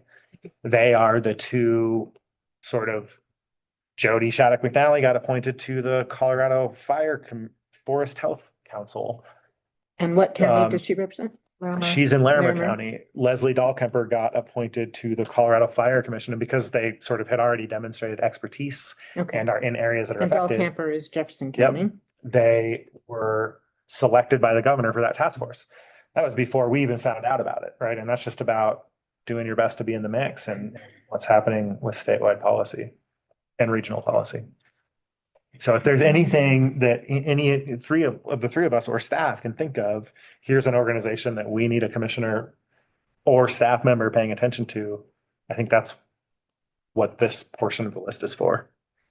Well, that's what I like about having a list, is not just other counties representing that, but what are they doing and how are they, maybe we need to reach out to them at some point, or, you Yeah. know, we've got issues over here too. The Pine Beetle Task Force is a great example. We need. So should I add Pine Beetle Task Force and put Commissioner Hartman Ball as the representative? It's not really, we don't Positions really of have a interest. representative there. It's just to have that on there so as new people come in and things get lost, you can look at this list and say, hey, Right. these are important to us and just things to pay attention to, but we don't have a seat at that table. I think it makes Well, sense. technically, you don't have a seat at some of these anyway. It's more just showing up. So I'm happy to put you in anyway, by at least listing it so we know. I think it You makes could sense. ask me what it is. Yeah, exactly. Okay. Then one other thing were to go back up to the to D in the lavender, Gateway to the Rockies Opioid Council. Commissioner Marlin wanted to propose for the non-discretionary, non-voting member to the GROC, Sydney Lynch. That is Sydney Lynch, would be technically a school board representative, but technically there's not a school board seat. So in the MOU that created the GROC, and in the bylaws, it describes the opportunity to appoint for county or whomever or the GROC to appoint a non-discretionary, non-voting member to the GROC. And that can be somebody from a different law enforcement agency. It can be from a school district. It can be, yeah. Let me help you out here. Yeah. The settlement agreement states that school districts get this seat that is to their advisory committee, so they don't get a vote, but it is reserved for school districts. And we get, at least this is the way that the GROC is structured. It is for school districts. And so we decided last year, rather than when we have one school district in the county, rather than bring them in for an interview, I just have a conversation and vet them. And we basically let the school district choose who they want. And I have a conversation with them to make sure that there's not like a values misalignment on how we want to deal with opioid settlement dollars. And then just let you all know, yep, this person's fine. In this case, the school district wants Sydney Lynch, and I think she'll be fine. So her name's already listed in here, George? Yeah, I added it. Yeah. That says a proposal, not, yeah, I put it in advance as because the board will be deciding it today, but you certainly don't need to do that. It was just what, Remember who Sydney was, Rebecca? No. At the school board, she had the glasses, she set second in. Oh, she's one of the new ones. Did Yes. she replace Erica? Say what?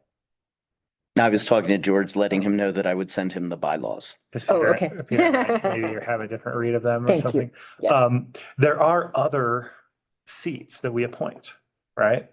Such as law enforcement, public health, human services. Those seats are all full. I think that some of them may be rotating off. And I'm having conversations about whether they are strictly limited, like Janine Mariani serves as the municipal rep and she's great. And I'd love her to stay on there if she can and would like to. We may need to rotate law enforcement. Currently, it's the district attorney. But that's all of that, I think, is will be up for discussion this fall, is when the GROC will want a further answer. Am I right on that, Peter? Yes, it'll come back up before the board in January. Oh, I think the GROC might want, the GROC terms might be ending sooner than that. I feel like it's a little bit off term and they might want to hassle us to. Which is part of the reason that we originally did not have this on the appointments list and did it by similar to how we do the planning commission and some other boards, because they're not uniform year to year. However, there was a desire on the part of the board to add it to the general appointments list, Yes. thus creating the issue. I wonder who that could be. It's board action. So I can fill in Sydney Lynch's name at this point, leave it there. And it would be part of the overall motion. But again, that's once a motion is made in a second, the board can have further discussion as to what any other amendments that they would make. So I believe that's everything I had. I don't know if the board has any additional changes, but it looks to be pretty solid.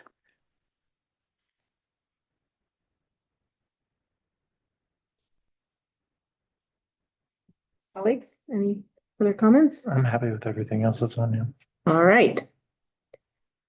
May I have a motion for consideration of resolution R 26-17? Move we approve that resolution with the changes stated. Second. Any further discussion? All in favor? Aye. Aye. Thank you. All right, thank you. All right. Moving on to consideration of resolution 26-40, a resolution requesting coverage under the Fire and Police Pension Association statewide retirement plan, Social Security component administered by the FPPA for new and existing peace officers of Clear Creek County through the partial entry process for employers providing Social Security. Peter Lickman. Yeah, I tried to make that title as long as possible for you. On the bright side, you do not have to read the entire resolution. The board, I provided a memo that gives an overview of why we're here today for this resolution. I will benefit anybody to go through the memo again, but the quick summary is to just say that you'll recall that, well, back in April, back in August. I'm screwing myself up. I apologize. Oh, okay. Now I will find it. So resolution 2613 was passed. I did not put the date in the memo, but it's probably back in January. I think we did it. It might have been even before then. That resolution initiated under the Colorado Retirement Association. They had certain requirements that required us to pass a resolution to initiate the process, allowing for an election and other procedural matters to be accomplished should our peace officers at the Sheriff's Department wish to leave the CRA and join the FPPA and be entitled to join that retirement program or that pension program. So at that time, the board did the initial step. After much discussion, after presentations from CRA as well as FPPA, and a strong desire was expressed on the part of the Sheriff's Department to move forward with this, the board allowed and agreed to initiate that process. At the time, the board said that most of the members personally didn't recommend it. They didn't think it was necessarily the wisest choice for retirement. However, they were deferring to the sheriff's office and those in the sheriff's office for what they felt was best for them. This won't affect any of the regular employees in the county or anybody who is not a peace officer in the county. And the only peace officers are within the sheriff's department. And there are probably 45 or so. Anyway, pursuant to that and in coordination with the CRA, the county conducted an internal election. The county attorney's office managed it in conjunction with the county attorney's office management handled it in conjunction with the county manager's office as witnesses, and proceeded and had an election to determine whether or not a majority, but specifically 55%, more than 55% of the peace officers wished to withdraw from the CRA 401A plan, not the 457, that's separate and apart, but the 401A, which is basically just a defined benefit retirement plan. It's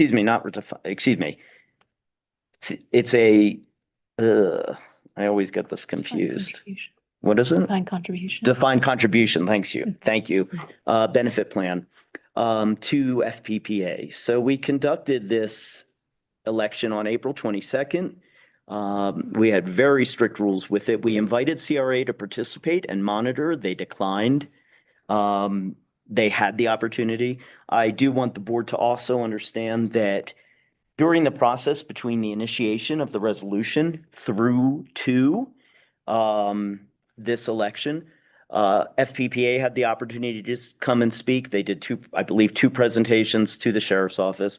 CRA also had 2 presentations. At frankly, the last minute, we had scheduled this was originally for April 8th. CRA reached out and said, well, we still have more people we want to speak to. Can we have more time? Now, respectfully, they were well aware and had well over 6 weeks notice and aren't even required to have that much notice of when the election would be. At least 90 days in advance, we had told them when we anticipated it or when it would occur. Anyway, notwithstanding that, that's just my editorializing here. Carol Ann is already saying to herself, that's not building bridges. That being said, we rescheduled the election and renoticed and did everything to allow even 2 more weeks of CRA to be on site to meet with individuals. And indeed they did. Many people did not choose to meet with CRA. Of those that did, they had a full explanation side by side. Ultimately, long story short, we had the election. It went really well. All the peace officers except for 1 voted. And so that 1 vote counted in favor of not withdrawing from CRA. It automatically means an abstention automatically means that CRA remains. 1 person did vote against moving. So there were total of 2 votes not to stay with CRA. All the remaining votes, which I believe was 43, it's in the backup, were in favor to transition to FPPA and to withdraw from CRA's 401A plan. Based on that, that caused more steps to come forward, and that's why we're here today. Now that we are working directly with both CRA and FPPA on their transition, there are certain requirements that FPPA has that including the resolution that's before you today to approve for the next steps to occur. That includes transfer of the accounts, but before that's even done, certain disclosures are provided both by FPPA and CRA. Relating to that, employees have up to 12 months to technically answer whether or not they want to transfer or to transfer those funds up to 12 months, but the initial disclosure will ask for, do you want to transfer or not? Those employees, any of the 43 that voted in favor, and even those that voted against, they can stay in CRA if they elect to. This vote affects all new hires coming in and anybody that's presently there that wishes to transfer. All new hires after the effective date, which is August 31st, although once this is passed, the new hires that are really brought on board within 3 weeks prior, so probably at the beginning of August, will start automatically providing the information for FPPA. They'll all go into FPPA. And so the resolution before you is formative in a way, but it has all the exhibits and examples of what the disclosure document will be. I will likely bring back a document in the next month or so, which is Exhibit 3, I believe, to the resolution, which is a sample disclosure document certifying that the disclosures were made. FPPA will be coming on site at the beginning of July to have one-on-one meetings and presentations relating to this transition because their rules require them to meet with everyone individually. July 8th is likely the date. So what staff is requesting is that the board approve this resolution. I also wanted to remind the board that because it had reservations initially, the board is welcome to comment as to its thoughts anyway. But at the end of the day, this is the resolution before you. So that's it. So all we would need ultimately is a motion and a second and then a vote. And questions would come. After motion and a second. All right. Do I have a motion? I will make a motion for the approval of resolution 26-40, a resolution requesting coverage under the Fire and Police Pension Association, known as FPPA, statewide retirement plan, social security component administered by the FPPA for new and existing peace officers of Clear Creek County through the partial entry process for employee or employers providing social security. Do I have a second? Second, the request for discussion. Granted. Well, I have a question. Okay. I think the record should reflect that the sheriff's office ran a ballot measure a couple years ago to get permission for the sheriff's department to consider FPPA. And the voters of Clear Creek County voted in favor of that. Okay. It is so recorded. I don't have any questions about this process. We made, I felt like a binding commitment last fall. Not legally binding, but we told the sheriff's office that if they voted, we would do it. I do want to talk just a little bit about my perspective during this long conversation, and how it's evolved. If you all will indulge me, I think it's just important for the record, especially because I know other counties are thinking about joining FPPA, and I want to be very clear on the record. I don't advise that. I think that Clear Creek is a unique circumstance where this might make sense. Where this does make sense. That's why I'm supporting it. Colleagues, we got a careful, before you were in office, we asked a financial expert to come and evaluate the health of the FPPA system. That evaluation came back that the FPPA system is not healthy. The FPPA system appears to rely on continued increases in the employer and employee contributions in order to sustain itself. It also appears to rely on a practice of keeping the employer contributions when people in the FPPA plan leave that plan, maybe because they change employers or change careers, it keeps the employer. I don't think that's a good practice. I don't think it's a good practice for our employees to be submitted. And I don't know how, the question that they could not answer during these presentations was how this system will stay healthy in an environment where we're not continuously seeing employer or employee contributions be increased. They've received an increase. They've had an increase to one or on the other side of that equation many, many years in a row, and all of their ratios have stayed very, very similar. So what that means to me is they're going to have to keep raising rates. All of that said, like this plan is not in the best interest, I think, of our employees. It will cost the county more than the Colorado Retirement Association alternative. It's very clear that the Colorado Retirement Association plan allows an employee who's leaving the plan at any point in their career, whether they've worked there for one day or 30 years, to leave with more money that is theirs. And I think that's better for our employees. And close the loop there. If you leave FPPA, you lose everything, right? Yeah, and I welcome you to add any comments you want. No, I while was you're just talking. following up on what you just said.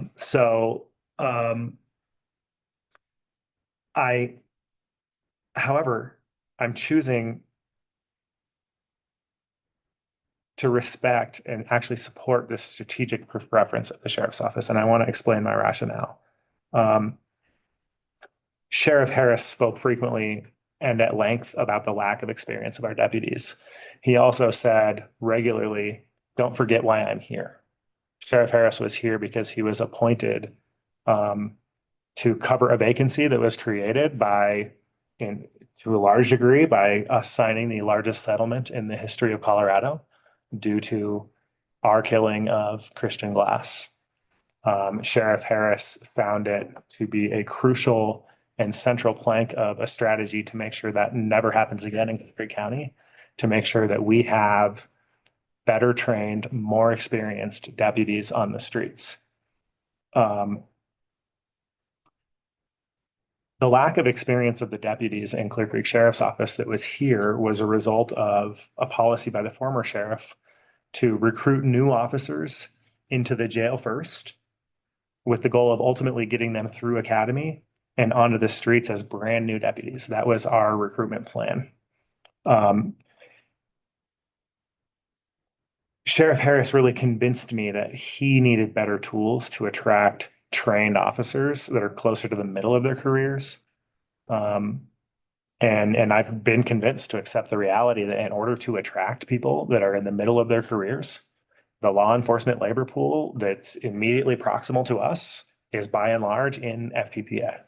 And they want to stay in FPPA because to leave FPPA means that they lose all of their employer contributions that they've built up all year. And so that is why I think this is the right strategy for Clear Creek County. And I don't think this is the right strategy for a county that isn't sitting right next to a labor pool that has everyone we would like to try to recruit inside of FPPA. And I want to put that on the record, and I want to be really careful. I don't think that this plan is actually good for governments or their employees. We're just a unique circumstance. And sometimes you got to be on the team if you want to be on the team and recruit people from the team. So that really helps. Thank you, George. You're welcome.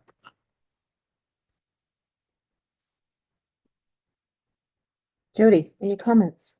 Yeah, I'll just say, that was one of kind of our first things when we got on board, because that ballot measure had already passed before we got here, and we listened to the presentations. And would I choose that personally? No, but I respect the decisions that they made, the sheriff's department, sworn in officers, to plan for their own future. I hope it's successful for them. I hope this works out.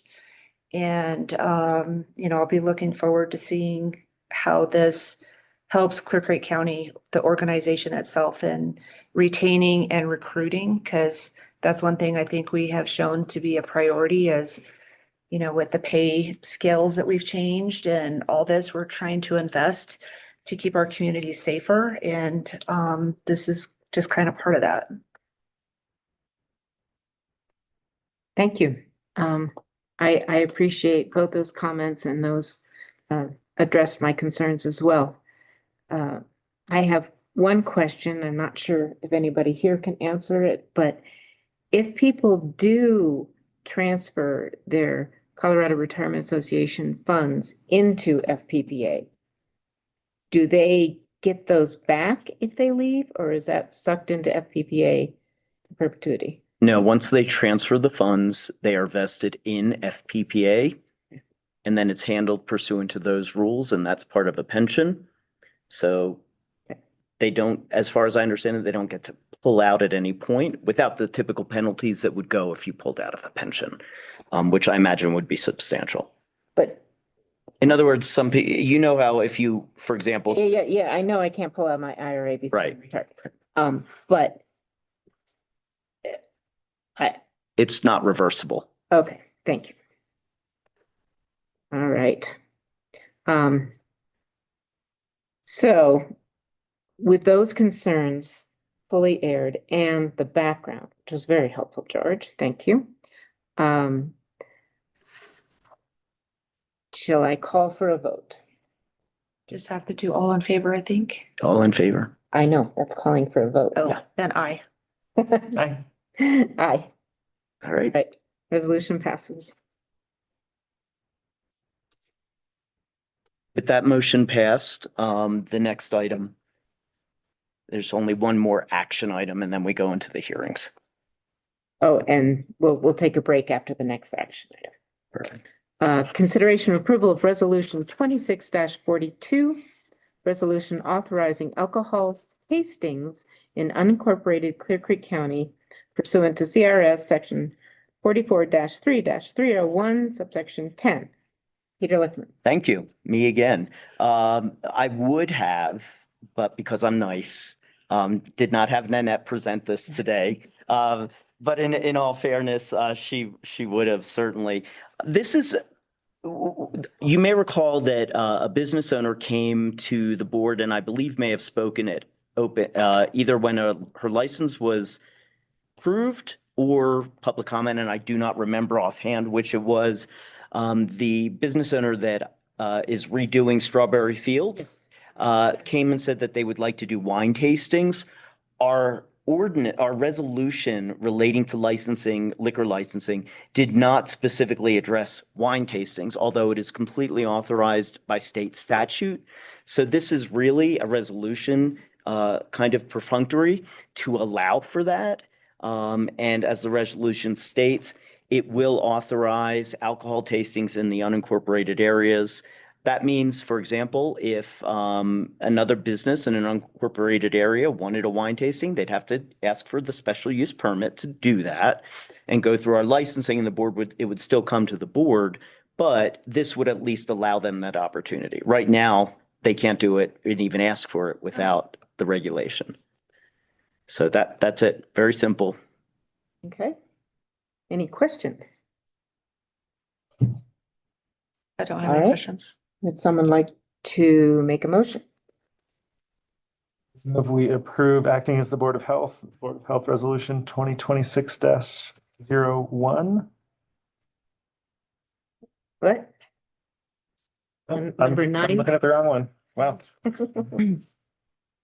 Sorry about that. I move Great. we, as the Board of County Commissioners, approve Resolution 26-42. Not sure where my head went. I think I saw a public health director walk into the room. Yeah, Tim's fault. Do I have a second? Or any further discussion? No. Second. Second. Any further discussion? All in favor? Aye.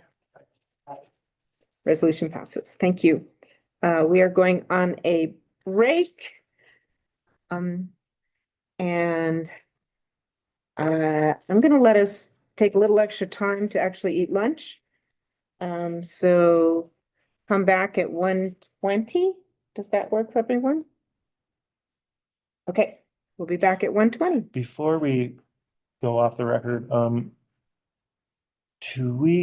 I guess all of these are public hearings, so Peter, you recommend just doing these in order? Yes. All right. We will be adjourned until 1:20.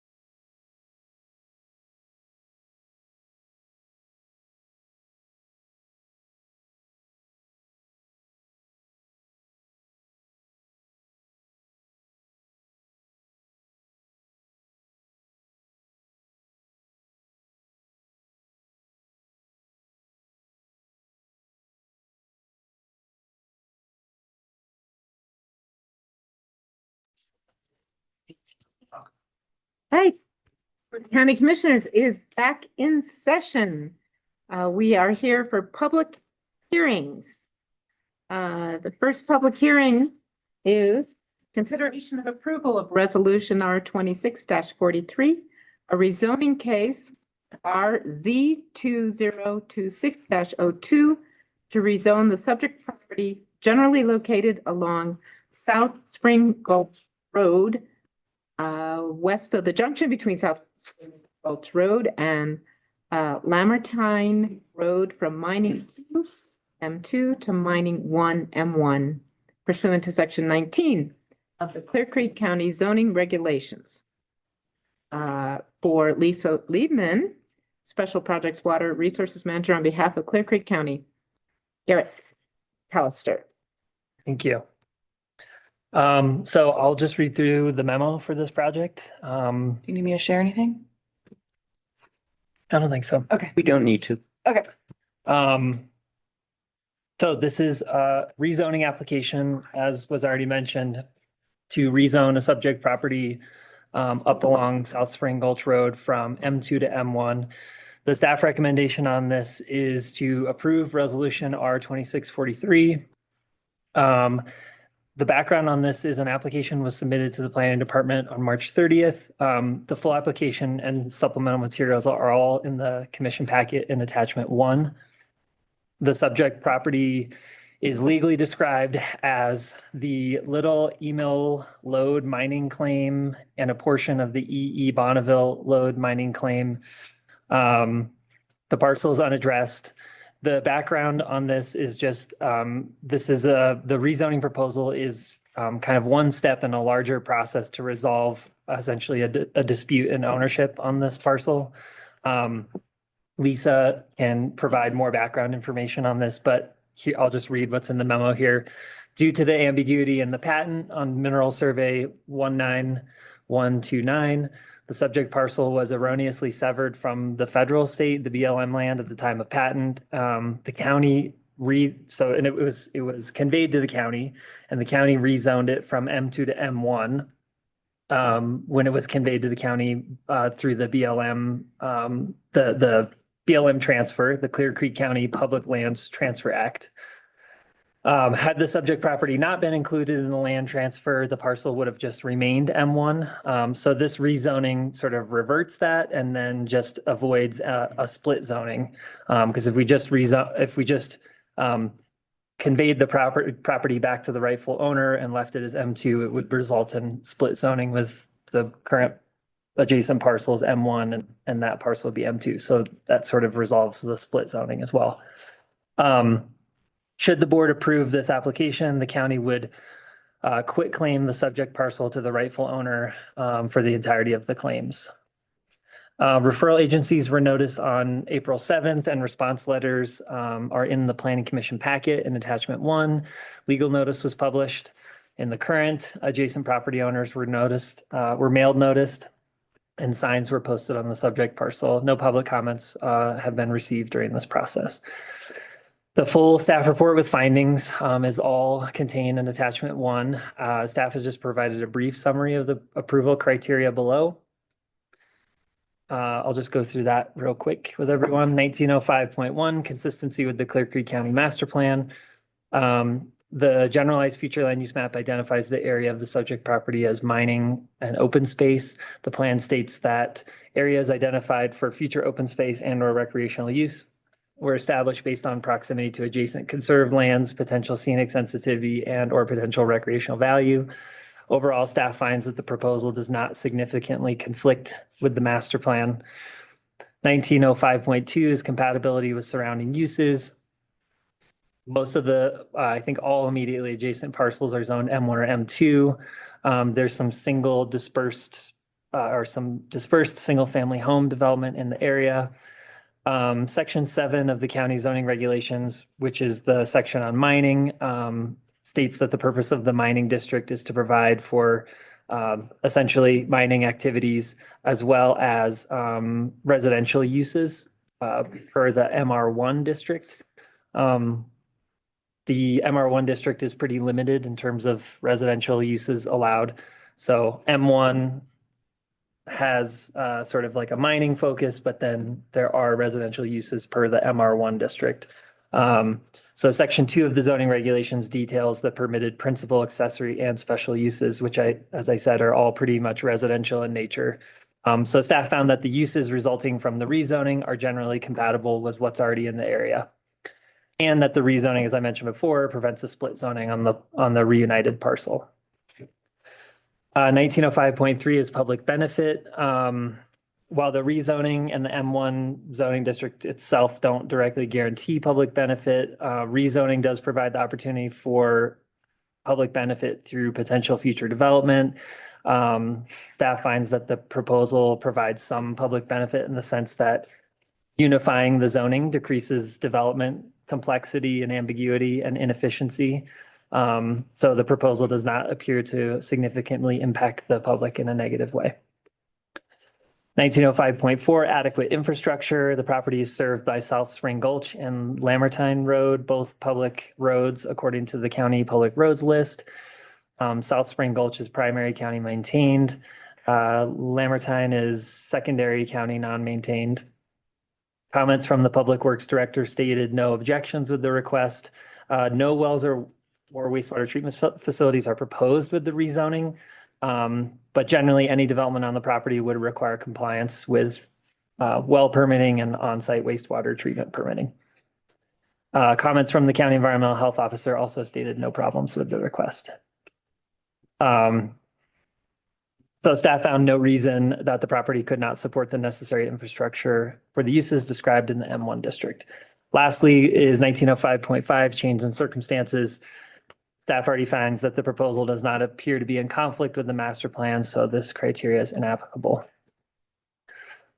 So the conclusion is that staff found minimal impacts with the request and the application substantially complies with the standards for a zoning amendment.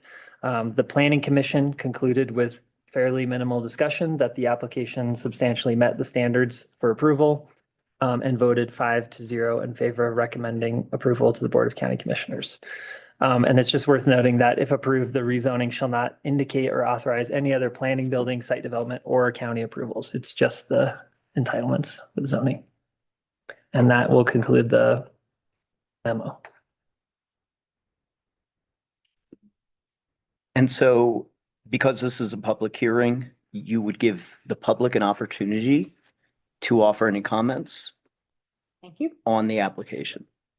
Is there anyone in the room here for public comment on this application? Seeing none. Are there any online? Megan? Do you have people online? If you wish to make a public comment on this, please raise your hand. Middle of your screen on the bottom. Not seeing any hands raised. You. Closing public comment.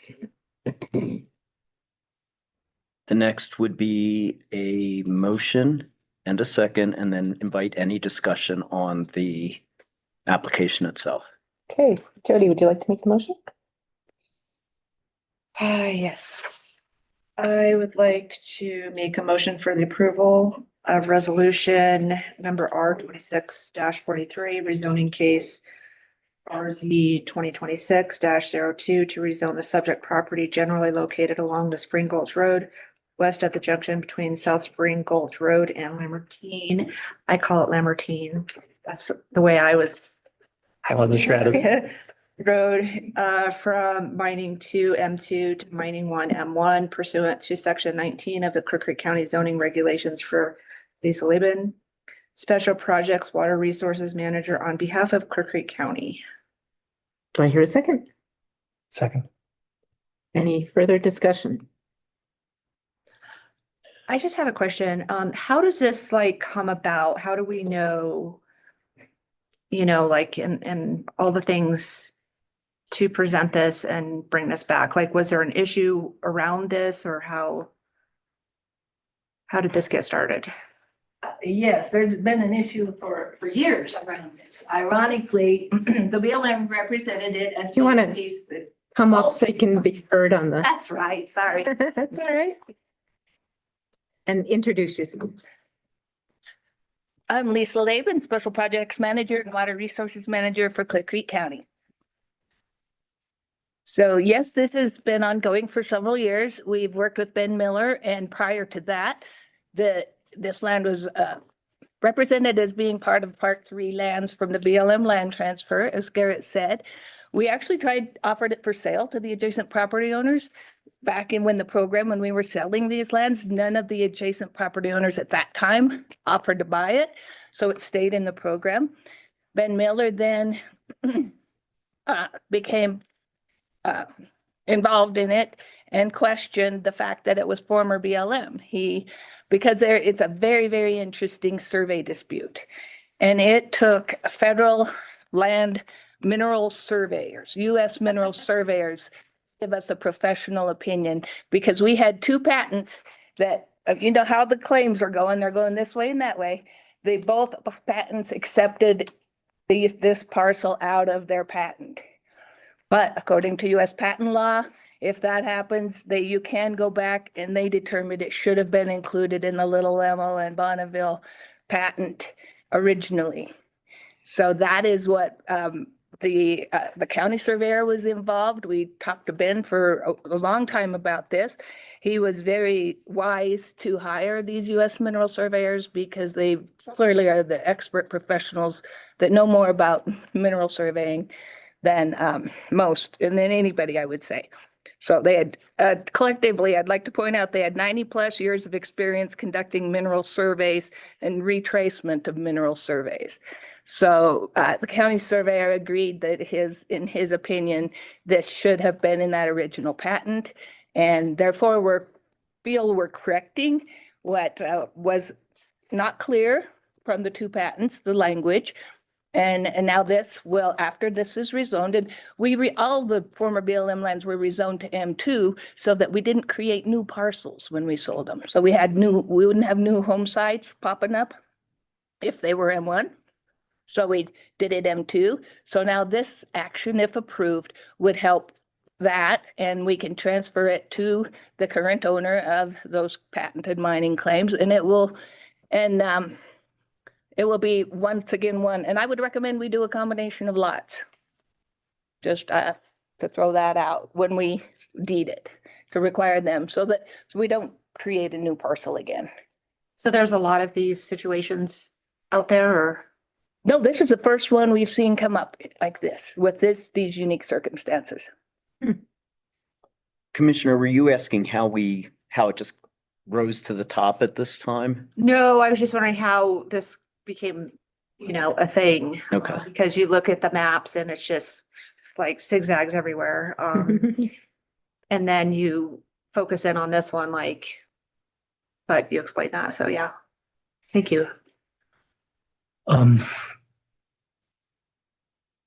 This is a down zoning. I know the applicant is not here. Is the applicant here? Is Ben Miller online? Well, technically, it's the county is the applicant, since we are the landowner. Oh, and we're the you are landowner, we're here. the applicant. So the applicant is okay with the down zoning. The property owner, yes, who will eventually get the land is, yeah.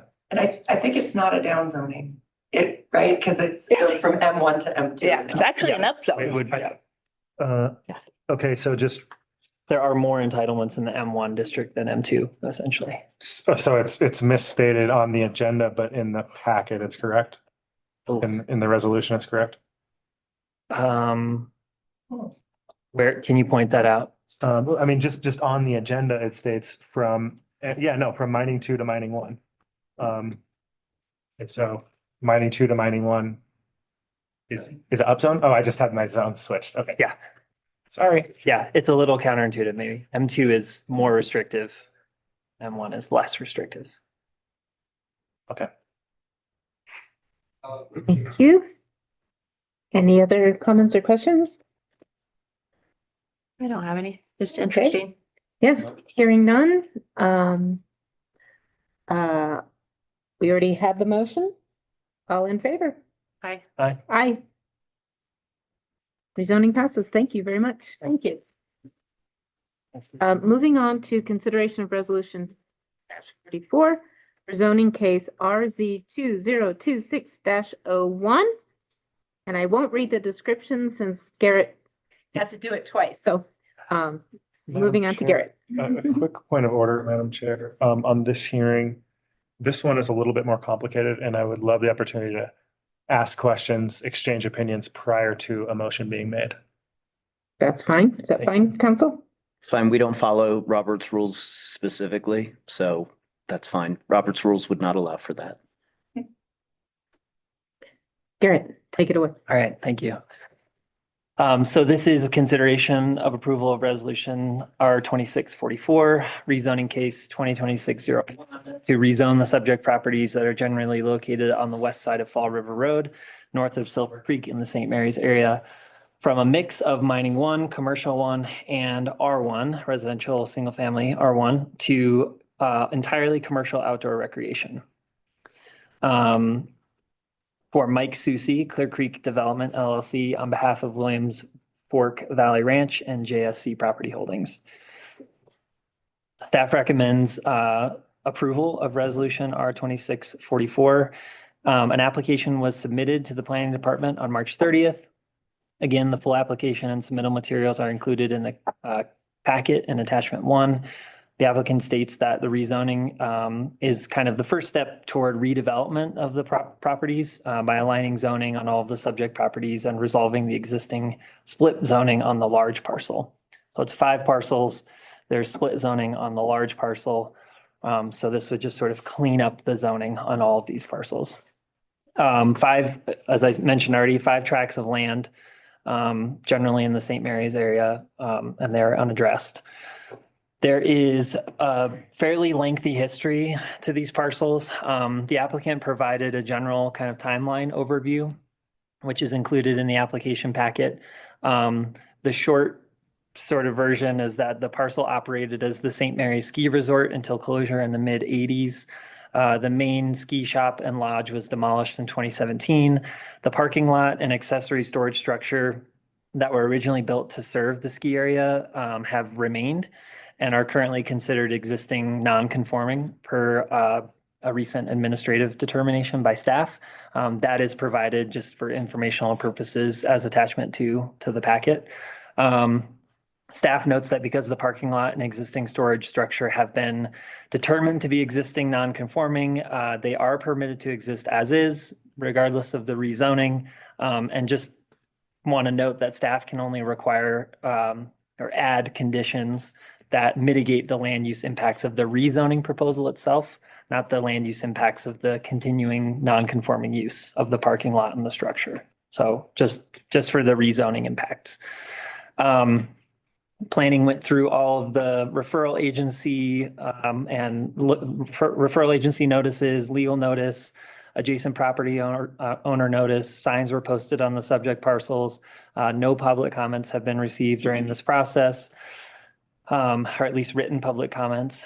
The full staff report with findings and analysis that was presented at the Planning Commission meeting is contained in attachment 1. And then staff will just, like we did before, go through a brief summary of each approval criteria. This will be a little longer than the other one, but the area of so consistency with the Clear Creek County Master Plan. The area of the subject properties is roughly split between 2 land use designations on the future land use map, residential and rural residential. Overall, the rezoning district request appears to support a number of the master plan's goals and strategies. And while the COR district is a commercial district and is not directly in line with the land use map, the uses in the COR district are limited. They're outdoor recreation oriented, and they can still achieve many of the kind of rural, residential, and residential goals that are outlined in the future land use map. Things like preservation, rural character, scenic views, et cetera. So staff found that the proposal supports a number of the master plan's goals, particularly around economic development and tourism and things like that, recreation, et cetera, and does not appear to significantly conflict with the master plan. The full analysis is in pages 2 to 5 of the staff report, the Planning Commission staff report. 1905.2, compatibility with surrounding land uses. Surrounding zoning is a mix of MR5, M1, M2, NRPC, which is Natural Resource Preservation and Conservation. To the north, it's mostly undeveloped. There's R2 zoning with some single unit homes to the south, part of the that St. Mary's subdivision, Winterland subdivision. C1 zoning along Fall River Road to the south, commercial zoning, R1 zoning with some single unit homes on the east side of Fall River Road, across the street, across Fall River Road to the east, and then M1 and NRPC zoning to the west, mostly undeveloped. There's Forest Service land on 3 sides of the subject properties as well, north, south, and west. Not entirely, but Forest Service parcels mixed in. Generally, the COR district, the Commercial Outdoor Recreation District, falls kind of on the lower end of the county's commercial zoning districts, meaning it's more restrictive. It's more restrictive than Commercial 1, commercial warehousing and manufacturing, or commercial tourism and recreation. The district is designed to allow for limited recreation-focused economic development opportunities while restricting commercial uses on the property that may be more impactful to adjacent landowners, aiming to strike a balance that aligns with some of the goals and strategies that we discussed in the master plan, or that were discussed in the master plan in the Planning Commission staff report. The full list of uses in the COR district is in Exhibit D of the Planning Commission staff report, the packet. Staff generally found that the COR district is compatible with the area. 1905.3 is public benefit. Kind of like I said before, it's important to note that a zoning designation on a parcel alone doesn't really ensure public benefit per se, but the COR district, while rezoning to the COR district does present an opportunity for public benefit through redevelopment. Things like opportunity for multimodal transportation facilities, public recreational opportunities, or infrastructure improvements. The COR, it's just worth noting that the COR district does not contemplate affordable local resident housing or childcare facilities. There's there's like 5 criteria for public benefit. So I just wanted to make sure I addressed each one of those in that public benefit criteria. 1905.4, adequate infrastructure. The property is accessed via Fall River Road. It's an existing primary county maintained road. No undue burden on county road and bridge services is expected to occur. There is existing and available water tap on the property, supplied by the St. Mary's Water and Sanitation District. Staff found that based on the applicant's submittal information and referral responses received, there's really no reason to believe that the property cannot adequately support the infrastructure for uses allowed in the COR zoning district. Lastly is change in circumstances. So staff found that the proposal did not appear to be in significant conflict with the master plan, and therefore found this criteria inapplicable. However, it's important to note that during the Planning Commission hearing, it was brought up, and there was some discussion and perhaps some disagreement on whether or not the proposal aligned with the master plan or not. Despite that, or regardless of if there is disagreement or not, it was sort of determined through that discussion with staff and Planning Commission that there really has been a change in economic and social circumstances in the St. Mary's area since the last master plan adoption in 2017. Things like increased recreation since 2020 with the pandemic, additional short-term rental properties in the area, new commercial development that's been approved recently. So that discussion sort of led to the determination that there really has been a change in circumstances in the community since the 2017 master plan was adopted. So just wanted to point that out as well. So in conclusion, it is important to reiterate that a rezoning is not a development proposal. And at this time, there is really no specific development project contemplated for the properties. Staff found that the application substantially complied with the standards for a zoning amendment outlined in section 1905 of the zoning regulations, and that rezoning these parcels to COR is an appropriate level of commercial zoning. and found that any potential impacts from future development can be adequately addressed and mitigated through section 20 of the zoning regulations. We discussed that a lot as well in the planning commission hearing. There was some concern that the property could be developed, significantly developed without kind of additional development review. Section 20 of our zoning regulations, we have sort of these thresholds that trigger development review, and they're fairly low. One example is 200 average daily trips per day. That's a pretty low number for a commercial development. So if that number is, if it's anticipated that there would be more than 200 average daily trips per day for a development project, that would go through development review, which is a public hearing process. Can I ask you a question right there? Well, before I forget the detail of it. So if there's a building application for, say, a ski lift, would the building department require a traffic study to determine whether we would be at 200? Because I don't think the building department requires traffic studies when you're like building a home. So like, help me understand how staff would ascertain through its existing processes whether a building department application would or would not meet that threshold. Yeah, planning reviews all commercial building permits. We do like a sort of a cursory planning review. And this has actually happened more than once, but a building permit will get submitted, planning will get eyes on it, and we'll say, well, we got to back up. We need to do a planning review of some sort. So we actually have a project coming later this summer where that exact thing happened. A building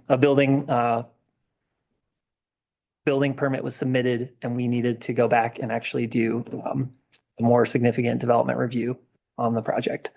So thank you. That's sort of how that works. Your presentation, but that one detail in my pen's not working. I'll just go to Word. So just finishing up here, during the planning commission hearing, one member of the public did provide testimony, but is mostly related to concerns about impacts from future development. That's where that kind of section 20 development review conversation came in. The planning commission's deliberations centered really kind of on process, acknowledging that the uses in the COR district are pretty limited, and that future development of any significance really would likely be subject to the public development review process. Again, in section 20 of the zoning regulations. And then just to reiterate, it was also noted that community changes in the St. Mary's area since the 2017 master plan do kind of support the proposal. And unifying zoning as well is a logical first step toward redevelopment in this area. So the planning commission concluded that the application substantially met the standards for approval and voted 5-0 in favor of recommending approval to the Board of County Commissioners. And again, lastly, if approved, the rezoning shall not indicate or authorize any other planning, building, site development, or other county approvals. I will conclude staff memo. Okay. And I think the applicant is online. I'll just, I believe. Oh, I see Mike raising. Mike, his hand.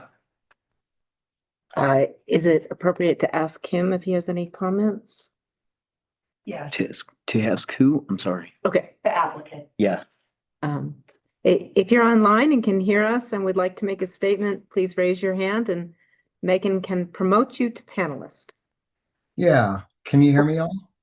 Let me turn him up a little bit. Yes. Okay. It's good to see you, Commissioners Marlin, Lloyd, and Hartman Ball.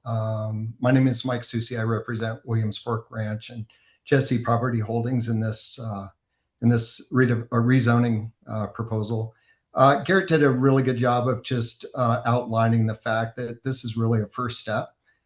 There is the property has been for sale for a few years now. It's been pending for about a year and a half or so. And it's really the existing owners and the new owners working together with the idea that there's a long-term interest in commercial outdoor recreation, which is what the parking lot is primarily used for now. There's 101 spaces, and it's been the de facto standard parking lot for the St. Mary's Glacier hiking trail. And so the thought here is that the new owner kind of wants to consolidate these split zoned parcels and the residential properties that align Fall River Road with the idea of taking the first step that would then subsequently close the deal, and then the new owner would then follow up with the redevelopment plan, but with the idea that commercial outdoor recreation is the best suited zone for future plans. So yeah, I think it's just reiterating mostly what Garrett has said, and certainly happy to answer any questions that you have. George? I have one. Yeah, thank you for being here. Is the next owner contemplating uses that would trigger section 20 or require in the COR zone a special use permit? I really can't speak to what the new owner's plans are, other than they have evaluated all the different commercial districts, and the current district is commercial 1, which is pretty broad. There's quite a bit of leeway on two of these parcels, 2 out of the 5. And so, you know, in one sense, there's more of a restriction of going commercial outdoor recreation. And but I don't think there's been a complete determination. I think, again, the first step is, could we get support from the commissioners to go into this more narrowed commercial outdoor recreation, which is what the longer term goals are. But I can't speak to what actual development plans they have for the property. So I apologize for that. And I think they're evaluating many different things, but I think the goal would be, certainly once a development plan has been submitted, of course, working with the county closely on, you know, all the regulations set in the COR Planning Commission review, if a traffic study is needed for more commercial or tourism recreation, you know, driving traffic, then I think they're certainly willing and planning to do that. Thank you. Jody? I don't think I have any questions. I know this is, like, in the past been an issue for the St. Mary's area, but there's no public comment on this, so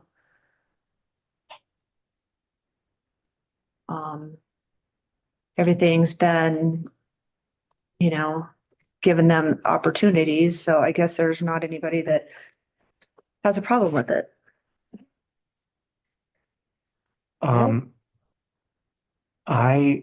So a couple questions here. Does commercial outdoor recreation allow for paid parking as a principal use? Does it? That's a good question. I think it does. Let me look. With a special use permit. Let me check. Hold on.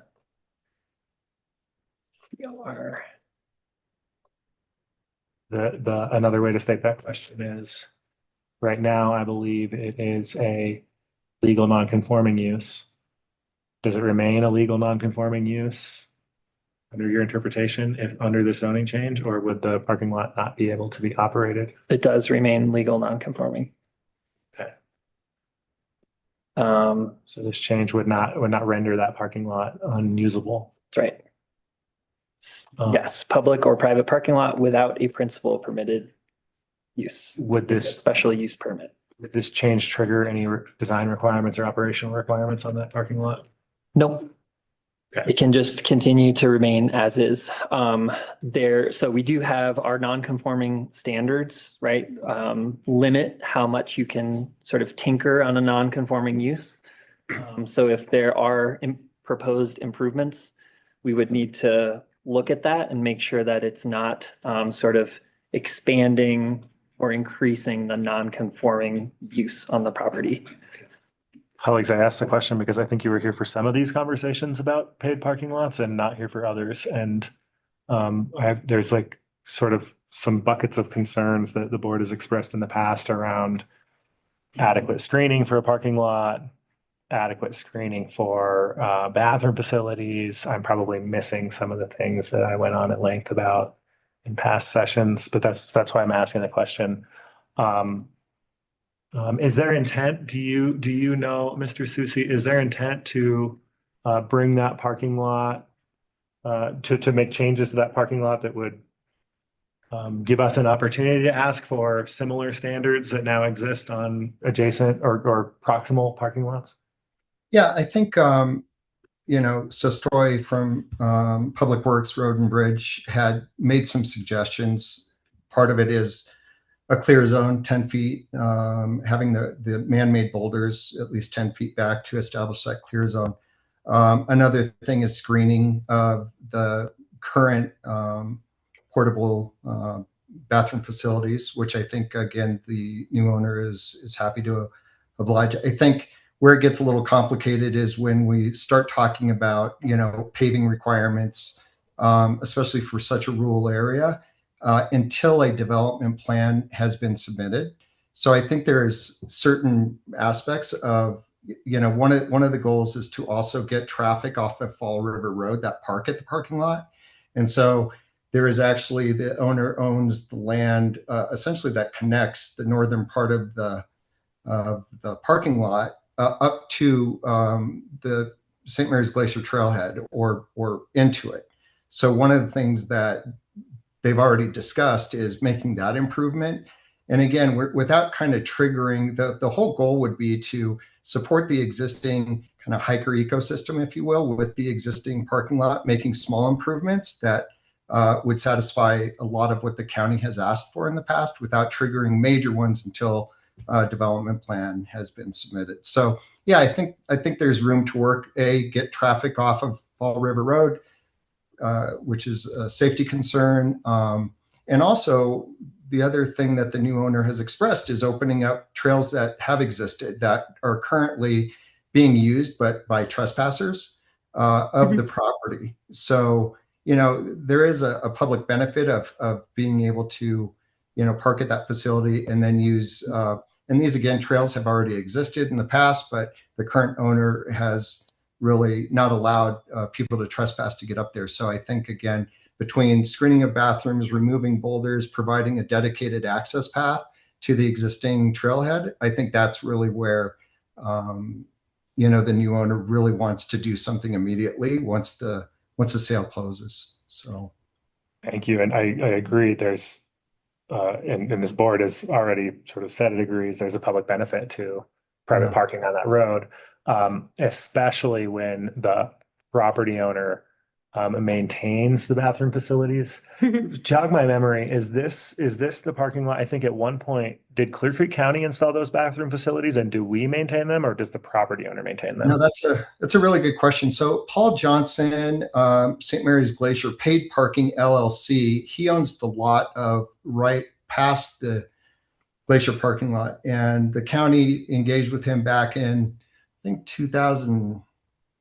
I'm not sure, 15, something like that, 17, about providing public bathrooms, not just for paid parkers, but essentially any public access and use to those. So the county did agree to install and maintain and pay for those. I believe that contract ended maybe last year. And so the county no longer funds that. That being said, this particular property, there are 8 porta potties that the owner maintains that are serviced weekly. Not only that, but there's a parking lot manager that actually does a cleaning and trash removal 3 times a week up there. So Excellent. It really, if you go to All Trails and look, it used to be where the toilets were filthy, they weren't maintained, but that sentiment is changing. Not only that, but there's 2 other commercial parking lots up there that have been approved. And again, I think there's a level of maintenance being done to those portable restrooms that are raising the standard, which is good for the whole public and the community. Yes. Thank you for helping me understand which parcels have what conditions. Sure. I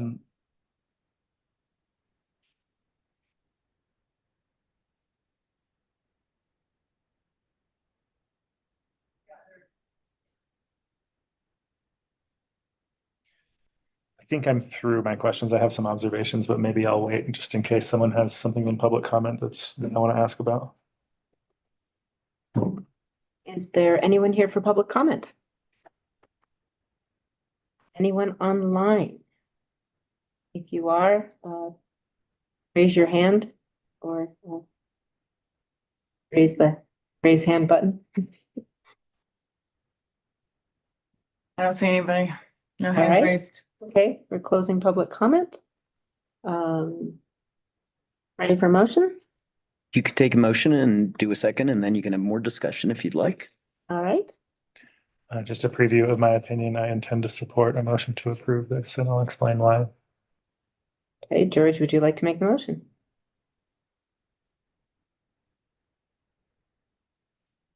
Shall I presume silence is consent and you all agree that you would support that motion?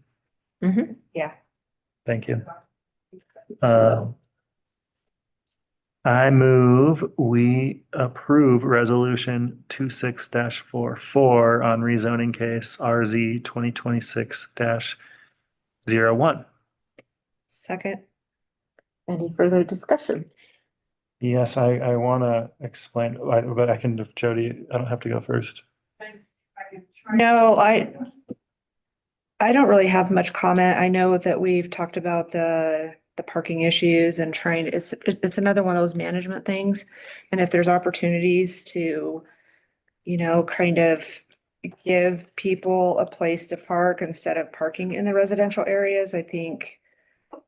And there again, we didn't have public comment on this. People coming, typically what I saw in the past was,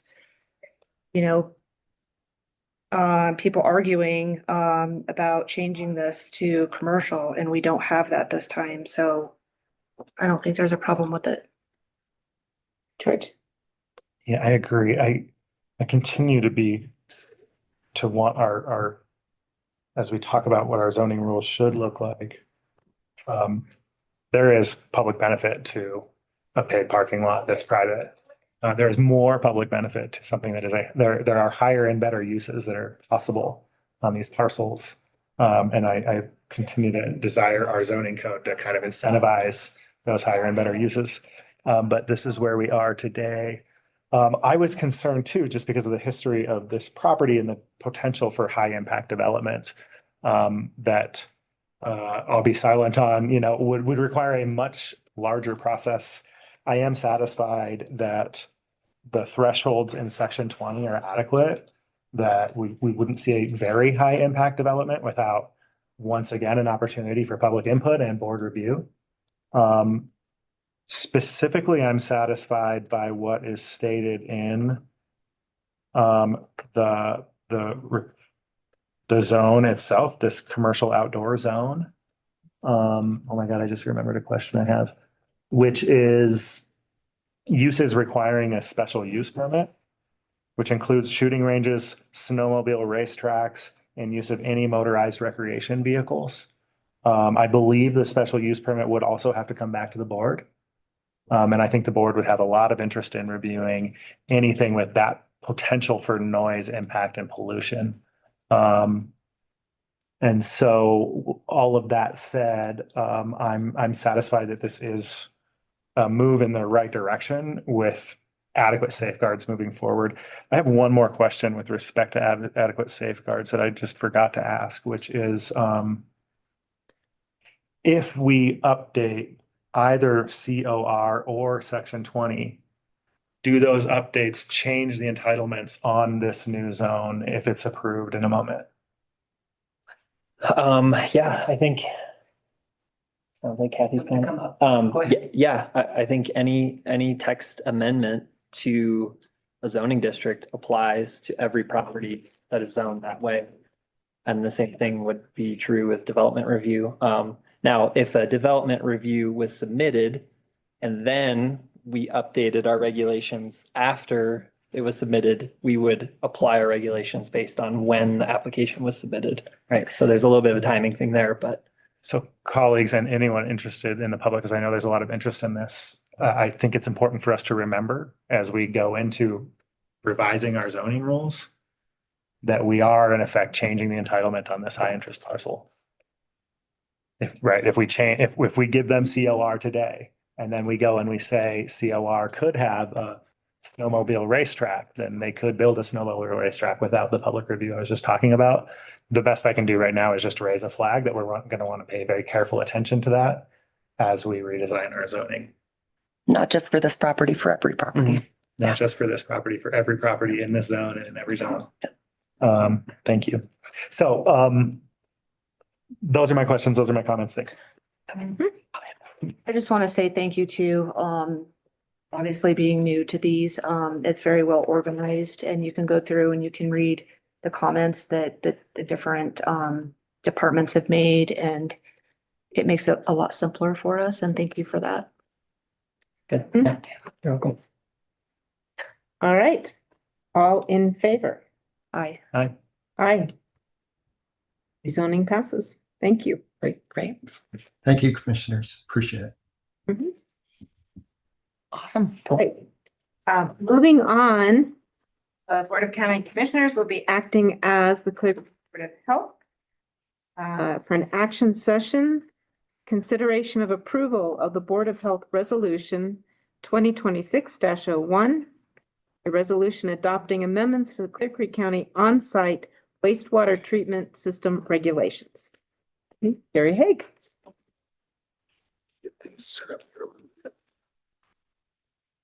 Afternoon, members of the board. Good afternoon. Distinguished guests, my name is Gary Haig, Environmental Health Manager for Clear Creek County Health Department. And I am here to ask that the newly revised on-site wastewater treatment system regulations be adopted by the board as per your capacity of the Clear Creek County Board of Health.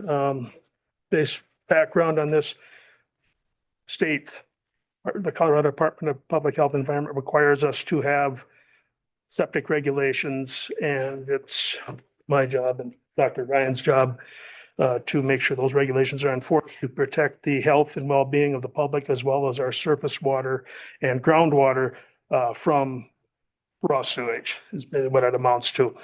And every 5 to 8 years or so, there's revisions. There's changes in technology, components. Some ideas were put in the previous regulations may not have worked out, so we edit those out with corrections and make it better for all parties involved, i.e. the citizens, the industry, and we as regulators. For example, one that really has an effect on Clear Creek County and two agencies, the Environmental Health Department and the Code Enforcement Agency, is the, shall we say, the presence of unauthorized bedrooms. A home is originally built with 2 bedrooms, and then over the course of time, they had 1 or 2 more bedrooms to it. And at 2 bedrooms, it was only approved for 2 people. Well, now you get 4 bedrooms. Now you're over double the size of the system.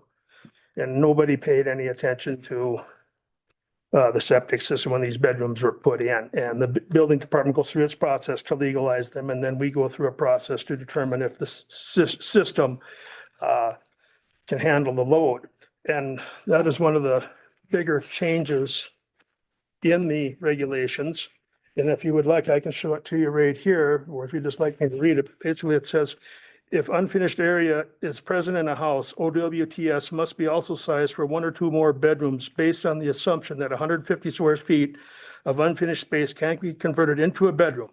If the space cannot meet applicable code, if the space can meet applicable codes for a bedroom. So basically, we're trying to get ahead of the ball here when people sell their homes. And the most common instance when this occurs is when someone buys a home, they want to turn it into a short-term rental. And they want to put as many people in there as they can because they can charge by the head. So we're trying to, like I said, get ahead of the curve and get these houses sized appropriately so we don't have any problems down the road.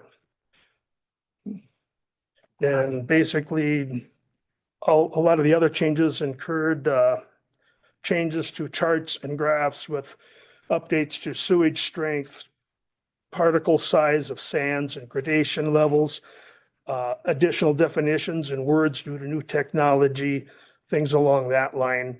For those that would like to know, there were 16,000 words and approximately 43 pages added to the regulations, and the charts and the additional definitions and verbiage took that. It was just more explanation, more clear language, so to speak, but by and large, there wasn't a lot in the way we operate.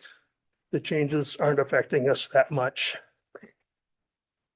Yeah, you identify such a big problem, you advertise a short-term rental for, a family of 4, and then the whole ski team shows up, 16 people in it.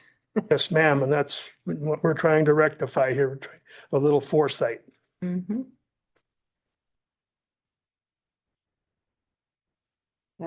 Colleagues, any comments? I don't really have any comments. That did bring up a good point. I know we talk about that with the well situation. When a neighbor turns their home into an STR and then the neighbors around them notice the water fluctuates, Oh, wow. what's available. So I really didn't think about the septic part of it. Yes, ma'am. When I hear the word short-term rental, I instantly try to get a hold of the new owner and I tell them, and these people that are renting are probably raised on a city sewer. They don't understand that a septic system is a finite number of gallons of water per day. And I tell them, if you can, please put up signs that say, shut off the water when you're brushing your teeth. Don't let the water run. When you take a shower, get wet, shut the water off, soap up, rinse to conserve the water. Like Commissioner Lloyd said, they bring in the whole ski team. Well, now you could be, in most cases, doubling the amount of water, or in some cases, tripling it. And that is just too much of a shock especially if it's an older field. Mm-hmm. In Clear Creek County, we talk about this in other areas or with other commissioners, and I know even House Rep Leslie Smith talked about like failing septic systems and what people do because it's very expensive. How often do we run into that in Clear Creek County or? It happens a couple times a year, and of course, prices go from $20,000 on up, depending upon the size and the complexity of the system. You start getting into advanced wastewater treatment systems, you can get into $40,000, $50,000 really quick. And what I have resources for people who have financial challenges where they can get very low interest loans, 1%, 2% on a septic system from the USDA. I refer them to those folks.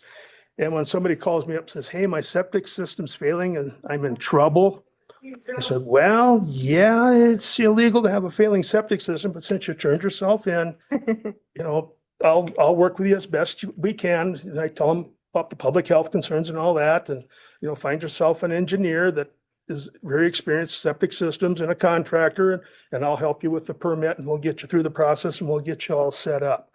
I don't want to come down as, especially if they're honest, I don't want to come down and hammer them. I have to do my job. I have to enforce the regulations, but if they're not trying to hide anything and they turn themselves in, there's a little bit of a break. Whereas, well, there's nothing wrong with that system. I just left the sprinkler on too long. And I go back there and I can see the ground is squishing and I see my mind escapes me on the coloration on the soil. It looks like an oil spill. That's failing soy. I mean, doing this for 30 years and you can usually smell it at that point. And so but as long as we're getting in the process, which is basically what the NOV process is, they have to contact me within 3 days to get an engineer and things along that line. So essentially they got ahead of that curve. So I try to work with people as best I can, but they start playing games with me. That's when I contact Peter, start sending out NOVs. So if you move from the East Coast, you buy a house, it has, first time in your life you have a septic system and you clean it out, as needed. Can it still fail? I mean, if you don't know it's going to fail, how can you be in violation? Well, there's the big telltale sign when you have a failing septic is and your water begins to back up through your drains, because obviously the septic system the field is super saturated. So the water from the tank can't go in the field. And that's why the water's coming up through the ground. It's because the field is so saturated. It is probably just a mud puddle covered with grass is a way to look at this. So it doesn't have anywhere to go but backwards. Okay. And it'll backflow into the house. Okay, well, as soon as you see that, then you call for help, right? Yes, ma'am. And then you just fix it, but you actually have to contact you guys get a notice of violation. Well, we have to issue a repair permit on that. Oh, okay. Yes, ma'am. I didn't know that. Thank you. Yeah, we have, depending upon the situation, sometimes, if the tank is cracked and leaking, we just have them replace the tank. If the field is working, there's no sense in putting the financial burden on them to put in a new field. Mhm. But I do explain to them, I say, not trying to scare you or make you spend extra money here, but your system's 35 years old, your tank just failed. The field is the same as the tank. It might be financially advantageous to you to replace the field, but while you're at it, because things aren't getting any cheaper, and then you have peace of mind. And I said, I'm just trying to save you from an unfortunate experience that in a year and a half or 2 years or whatever the time, then the field, and then you're right back to square one again. So it's worthwhile for people to contact you and you can give them resources. Yes, ma'am. Thank you. Let's try to serve people as best we can. Carrie, I've got some questions here. Just want to make sure I'm understanding the changes that are proposed here. I see the definition of experimental system going away. Are we changing our policy approach to experimental systems? No, we're not. We're just, we're adopting the Reg 43 regulation verbatim on that. And it's essentially the same.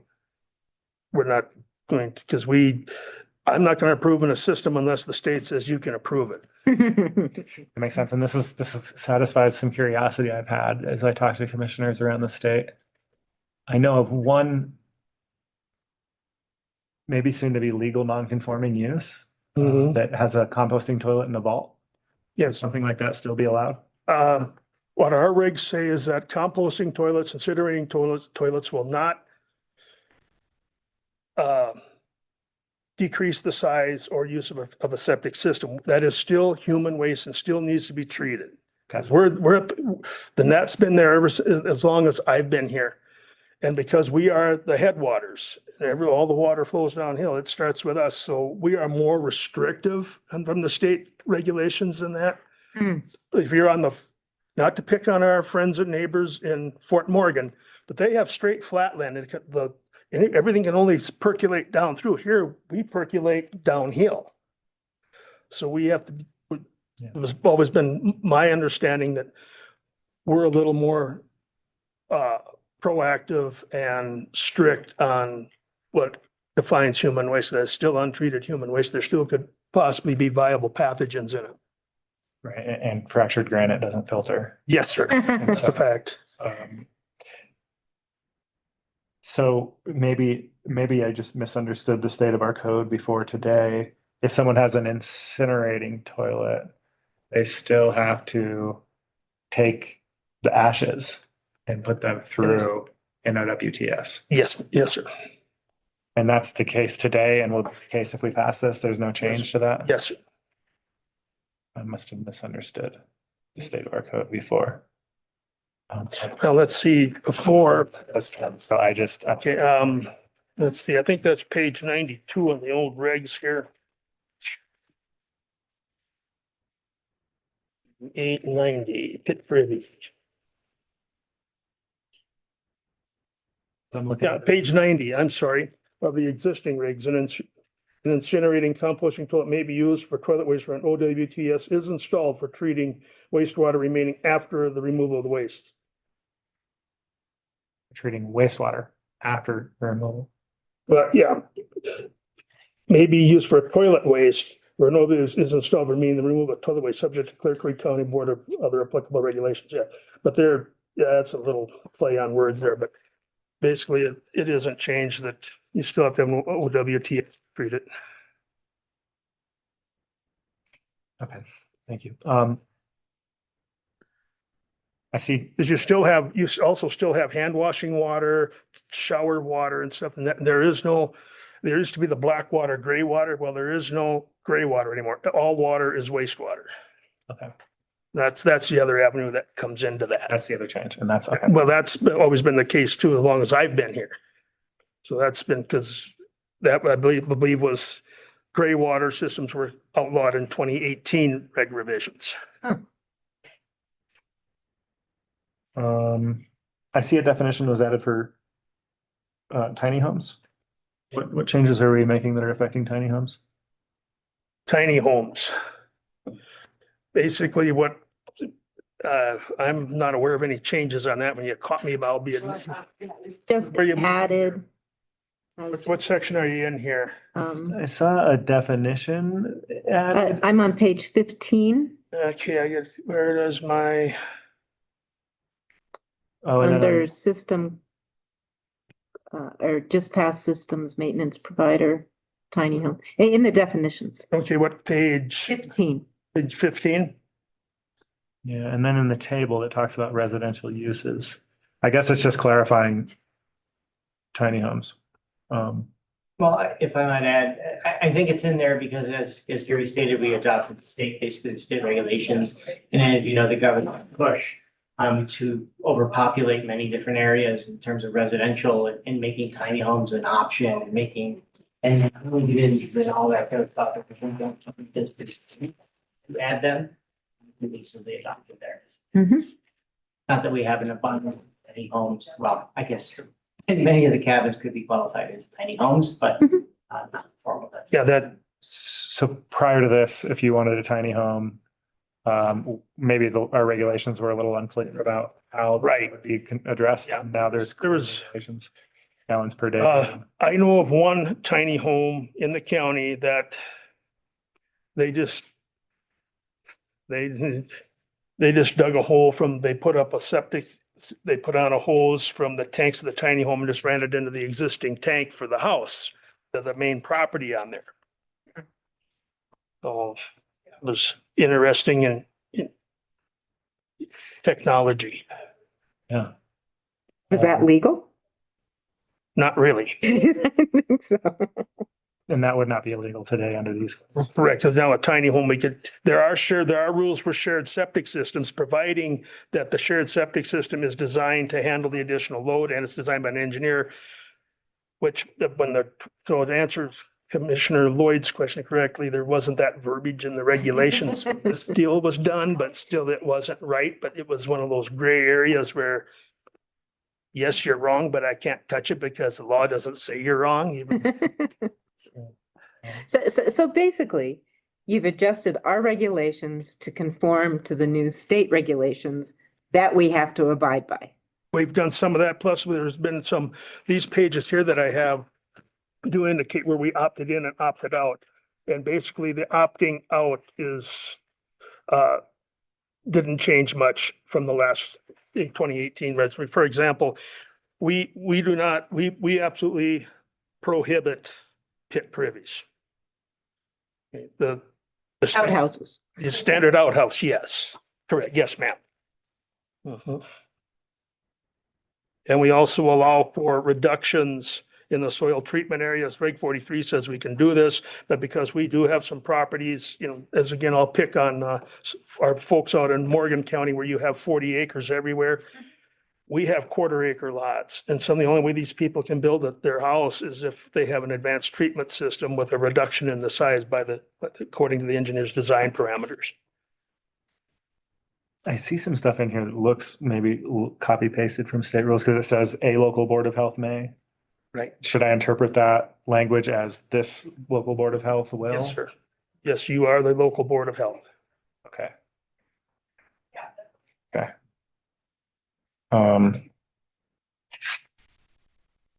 I also see here, this came up in fees. It says we may set fees for inspections. Do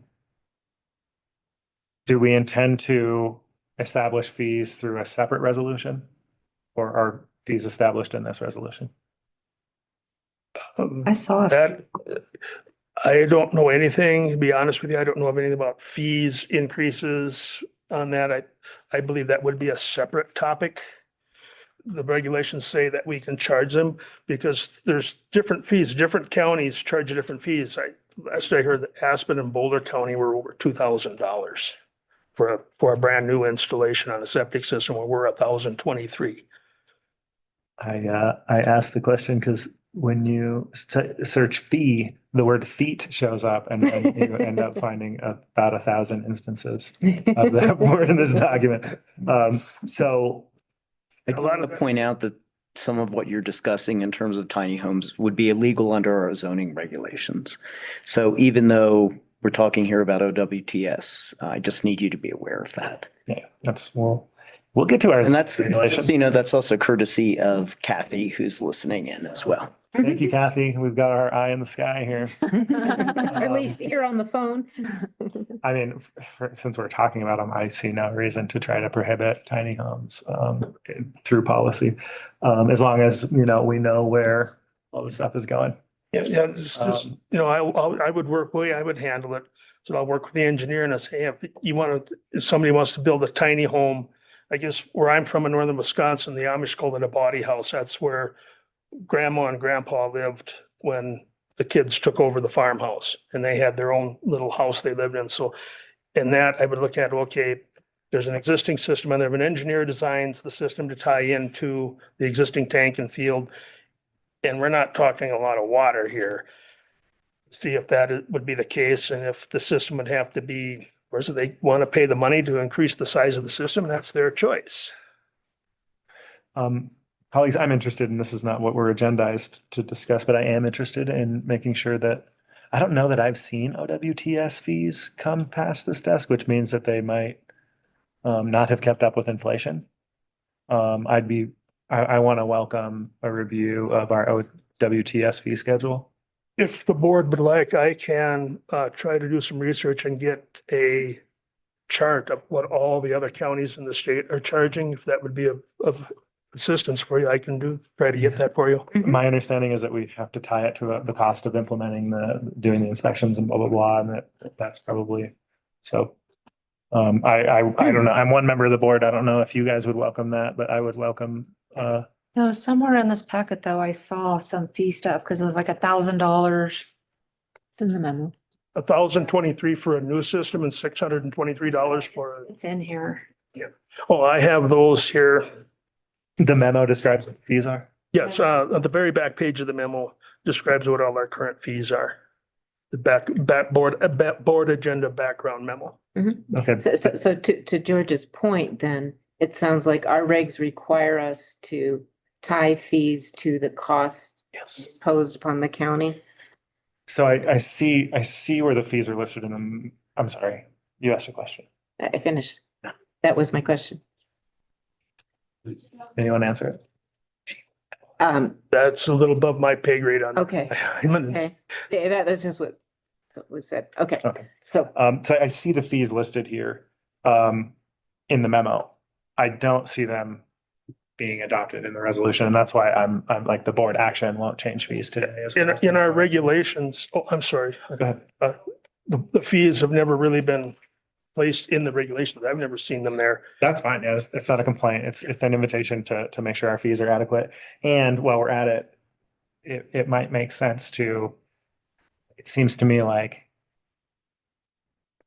if there's a difference in cost, especially the fees associated with someone trying to repair or upgrade an existing system compared to a new one, it might be cause to look carefully at that. But that's not what we're here to talk about. So I'll stop talking about it. Respectfully request permission to open a can of worms on fee license inspection costs. One of the new requirements in the regulations on pressurized septic systems, wastewater treatment systems, is that I have to conduct a squirt test on it, which is basically to ensure that water is being evenly distributed through the holes in the pipes, in the lateral pipes in the field, equally and at the right pressure. That's when it's new, right? That's why it's, yes, sir. Okay, good. Now, there could be all kinds of, I might have to go back to the site 2-3 times to see if this thing works, because the first time they put a bunch of glue or a bunch of pipe fittings and stuff, and then they got it all full of stuff and it wouldn't work out. Or they don't have the tank full of water to do that. The septic tank isn't full of water. They're filling it with a hose. Well, if that's a 1,000-gallon tank with a garden hose, that's going to take who knows how long to fill. And well, I'm not complaining, but I don't have time to sit around and watch it. And I don't think you want to pay me to watch a septic tank filled with water from a garden hose. I'm not trying to be funny there, but so that's could incur additional costs, because right now our regs do cover the costs of the initial inspections that I do on the system from start to finish. But that could be something to revisit at another date as to how long this takes, how much of this I see. It's once in a blue moon. what I plan to do to offset any issues is to tell the contractor, said, I am not coming on the site until that tank is full. Do you guys have the water? Is how I plan on dealing with that. You send me a text when you say the tank's full, come on up. Okay, I'll be there. Is what I plan. That's the plan anyway. But you know what they say about plans. Sounds great. Another couple things that caught my interest in here. I have kind of three things that I think are interrelated as I try to see the big picture here. I see that we're striking rules for floodplains. And I see that we're dropping surface activity limitations. I also see that we're adding this prohibition of systems in unsuitable areas. Is the unsuitable areas an attempt to be a little bit more broad about rules for floodplains? Is that what's happening there? Yes. Okay. Because you've probably heard in certain areas where the federal government, well, I can't, the name, FEMA doles out a lot of money. They have a flood 10 years, then 12 years later, the same house gets flooded out. So it's a budgetary cut to get people out of these floodwaters so they don't, the federal government or i.e. state government doesn't have to pay thousands to rebuild a house in a floodplain, the house that more than likely shouldn't have been put there in the first place. Especially when you're talking about septic systems. Yes, sir. Okay, so then can you give me some examples of unsuitable areas? I know floodplain is mentioned, but like, for example, would this rule allow us to say like this high alpine tundra area is an unsuitable area? Yes, that could fit in there because alpine tundra is one of the most environmentally sensitive plots of land on the planet. It's Yeah. easily damaged. So Yes. that's your take, and Peter, you agree with that? The unsuitable areas, we could make determinations that like high alpine areas are unsuitable for onset OSW. I honestly can't tell you offhand. I'd have to research that. Okay. I'm interested maybe just as a follow-up in knowing what kinds of, how we might be able to interpret that. For right now, we've got a lot of parcels on which my understanding is people can build, and it's like in high alpine tundra areas. It would be unsuitable, possibly, for a septic system. So I'd love to, my support for this isn't contingent on that answer, but. If I may, up on Mount Blue Sky, the very top up at the Summit Lake there in the lake, the city and county of Denver's privies were failing. They were leaking down in years, 10 to 12 years of data on this about where the E. coli was coming from. And the city and county of Denver was kind of denying it, but the man who did the testing had a 3-ring binder like that, where it was showing where he took the test where it was coming. So they couldn't deny that. And now they've repaired those. And when those concrete tanks were put in, they were double lined. They were sealed on the inside and the outside. So there is no chance now of that ever happening again. But now since they've done that, there's been 0 fecal coliforms. And we got lucky that there was no permanent damage there. Nature sometimes is an amazing force in how it can repair itself. Don't drink the water. Okay. Let's talk about surface activity limitations. We used to say that basically my understanding of this is that in a leach field, you can't like drive heavy equipment around over it. Is that, and we're eliminating that? Is that reappearing somewhere else that I missed? That's, for some reason, that this Reg 43 eliminated that. And I was not privy to those conversations, and I noticed that myself, and I am going to look into that. Do we retain local authority to say we'd rather not people drive heavy equipment on their leach fields? In the changes on one of the sheets here, where we could opt in and opt out, these sheets here, that was not listed. I believe we do retain that. However, we've removed it based on what Gary's saying. The state So the state had decided it was less important. What's the policy? I mean, I guess the policy advice, because it's struck, is to strike it. Are we not, should we not be concerned about that anymore? What I do whenever I see permits coming, I've been doing this for a long time for decks or new garages, outbuildings, I put in the, it is highly recommended that the septic system, the leach field and the tank be roped off to have heavy equipment being driven over to avoid costly repairs. I put that on every one of those permit reviews that come across my desk. So your recommendation is that we don't need to have this prohibition? Yes. It's an enforcement, how are we going to enforce it? And then how do you enforce it It too? increases the number of repair permits. By not having it. If you can catch You them. can't police it. If you want to drive a bulldozer across your leach field.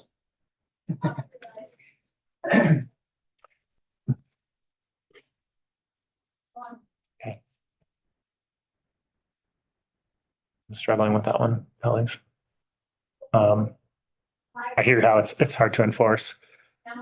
I mean, at least it puts them on notice that they shouldn't do that. All the leach fields that I know of too, the people have blocked them off themselves to There's clearly keep them safer. an incentive to not do that. It's like we don't tell people not to drive cars on the roofs too, but you know, And, don't.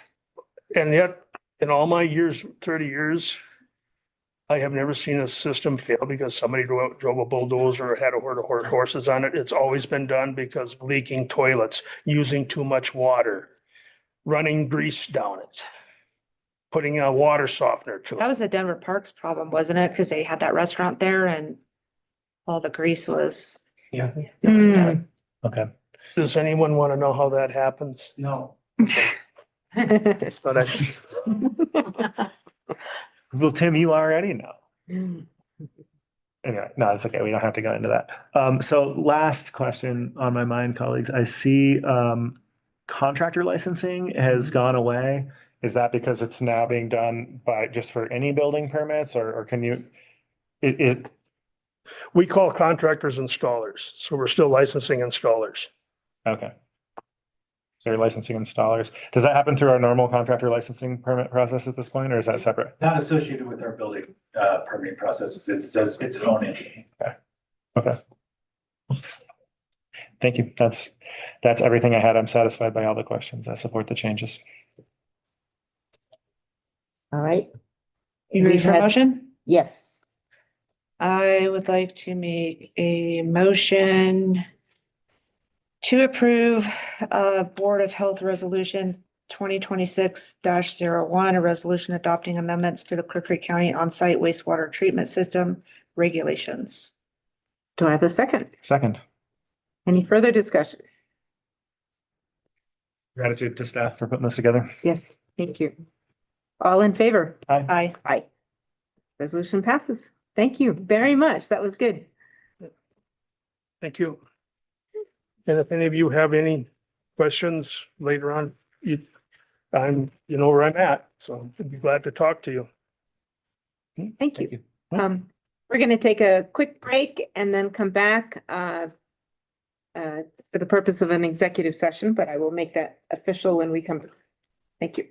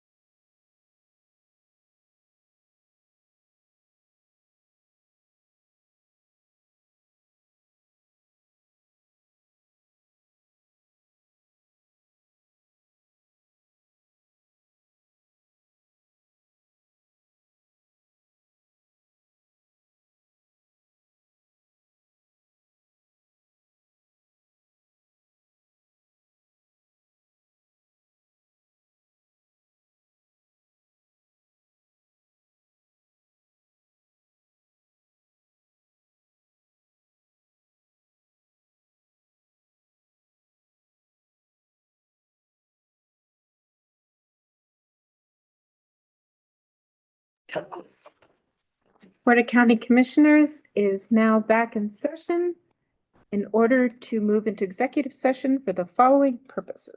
Pursuant to CRS 24640224B for the Board of County Commissioners to confer with the county attorney for the purpose of receiving legal advice on specific legal questions pertaining to application and enforcement of insurance requirements set forth in County Ordinance 19. Second. All in favor? Aye. Aye. Aye. Thank you. The board will go into executive session now. No written minutes will be taken. No decisions will be made. We will come out to close the executive session in public and then adjourn the meeting. But there's no other matters on the agenda. Thank you, Council. Great.